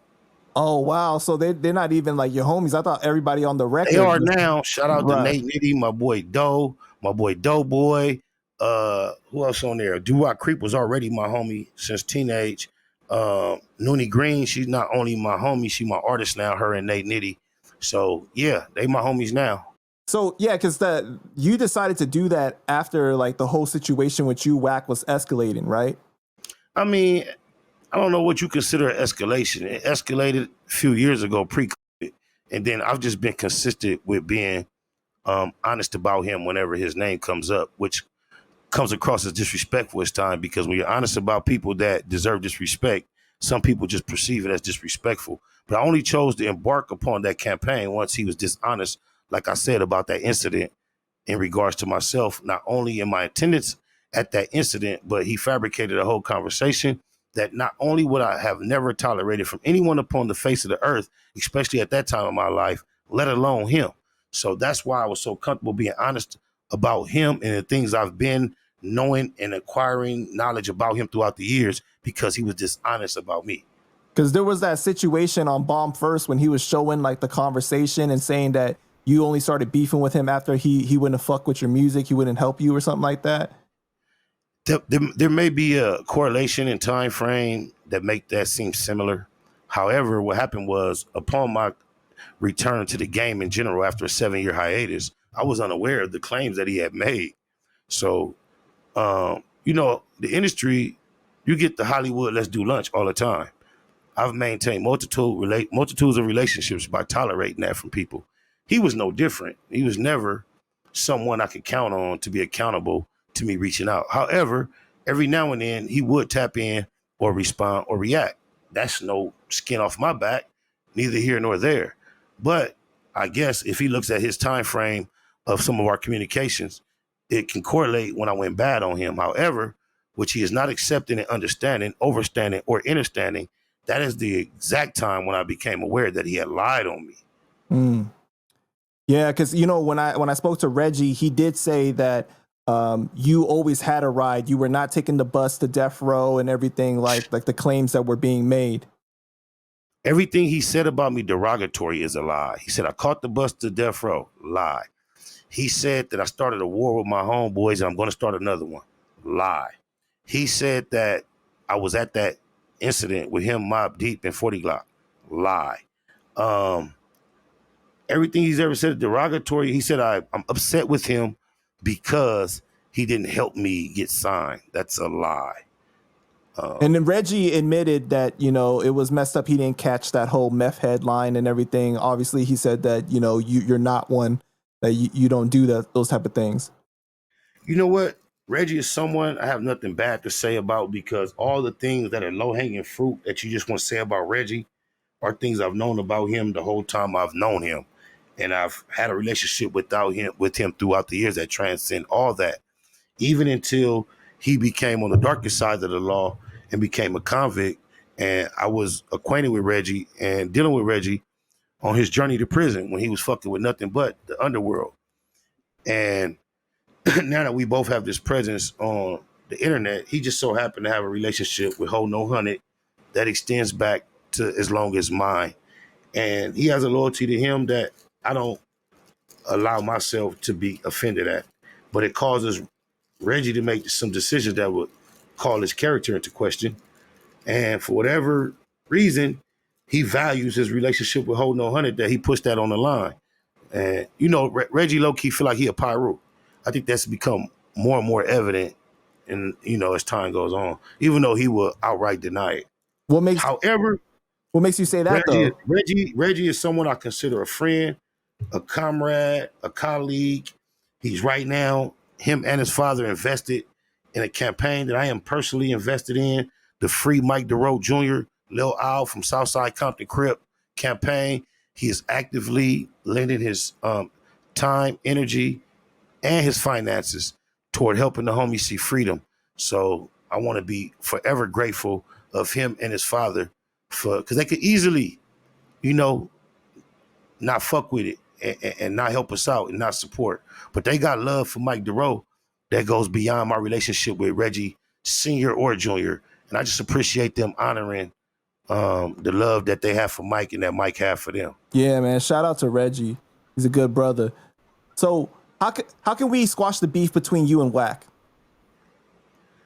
I have no beef with anyone upon the face of the earth. However, I would never tolerate anyone perpetuating a lie upon myself. So I will forever stand in opposition of someone being dishonest toward me, which would equally be, obviously would be as simple as a man correcting his error. You know, since then, Wack has done so many things that will cause us to question his character, namely befriending one such as Takuchi and other things. It would be hard to realize any other energy toward Wack other than what has been established. However, I could definitely respect any man that has the courage to say, you know what, based on the preponderance of evidence, I don't know what I was tripping on. At least maybe Spider wasn't there. I don't know where I got that from, because I know in his most quiet, secret moments, that's the realization he's come to, but he just refuses to admit it. So if he came out and he said that he was wrong about that and that he was he messed up, I would give him some props and some points, and I'll be less hard on him. I would be less interested in his presence. I would be less interested in pointing out his inconsistencies. I would be less interested in defaming him, discrediting him, and just responding and reacting to a lot of things. I would just be appreciative of him being honest, because I keep it facts over feelings. I keep it a Google. that's respect right there, man. All right. So before we end, is there anything you want to tell the people as far as like your future plans? Do you aspire to have a podcast where you interview people? What's next for you? I have a podcast where I interview people. It's entitled Facts Over Feelings. It is an audio effort. We do release portions of video just to gain some small traction online. However, it is an audio effort. Facts Over Feelings, spelled FACTZOVAFEELINZ, on all your podcast audio platforms. I think we're on episode something like 13.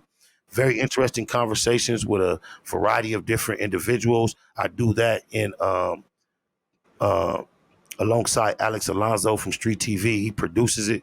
And outside of that, you can find me on the Black Box on YouTube, youtube.com/SpiderLokeMostEasty, Instagram, IG @SpiderLokeMostEasty, the number 7. And we just cooking. Keep up and catch up, man. And I'm fucking with Panda Chop. He got me hoarse, but this won't be, I don't know why he bled me so hard, because I'm going to put some distance in my next appearance, but this won't be my last time. I consider him comrade now. Much love. I appreciate you, homie.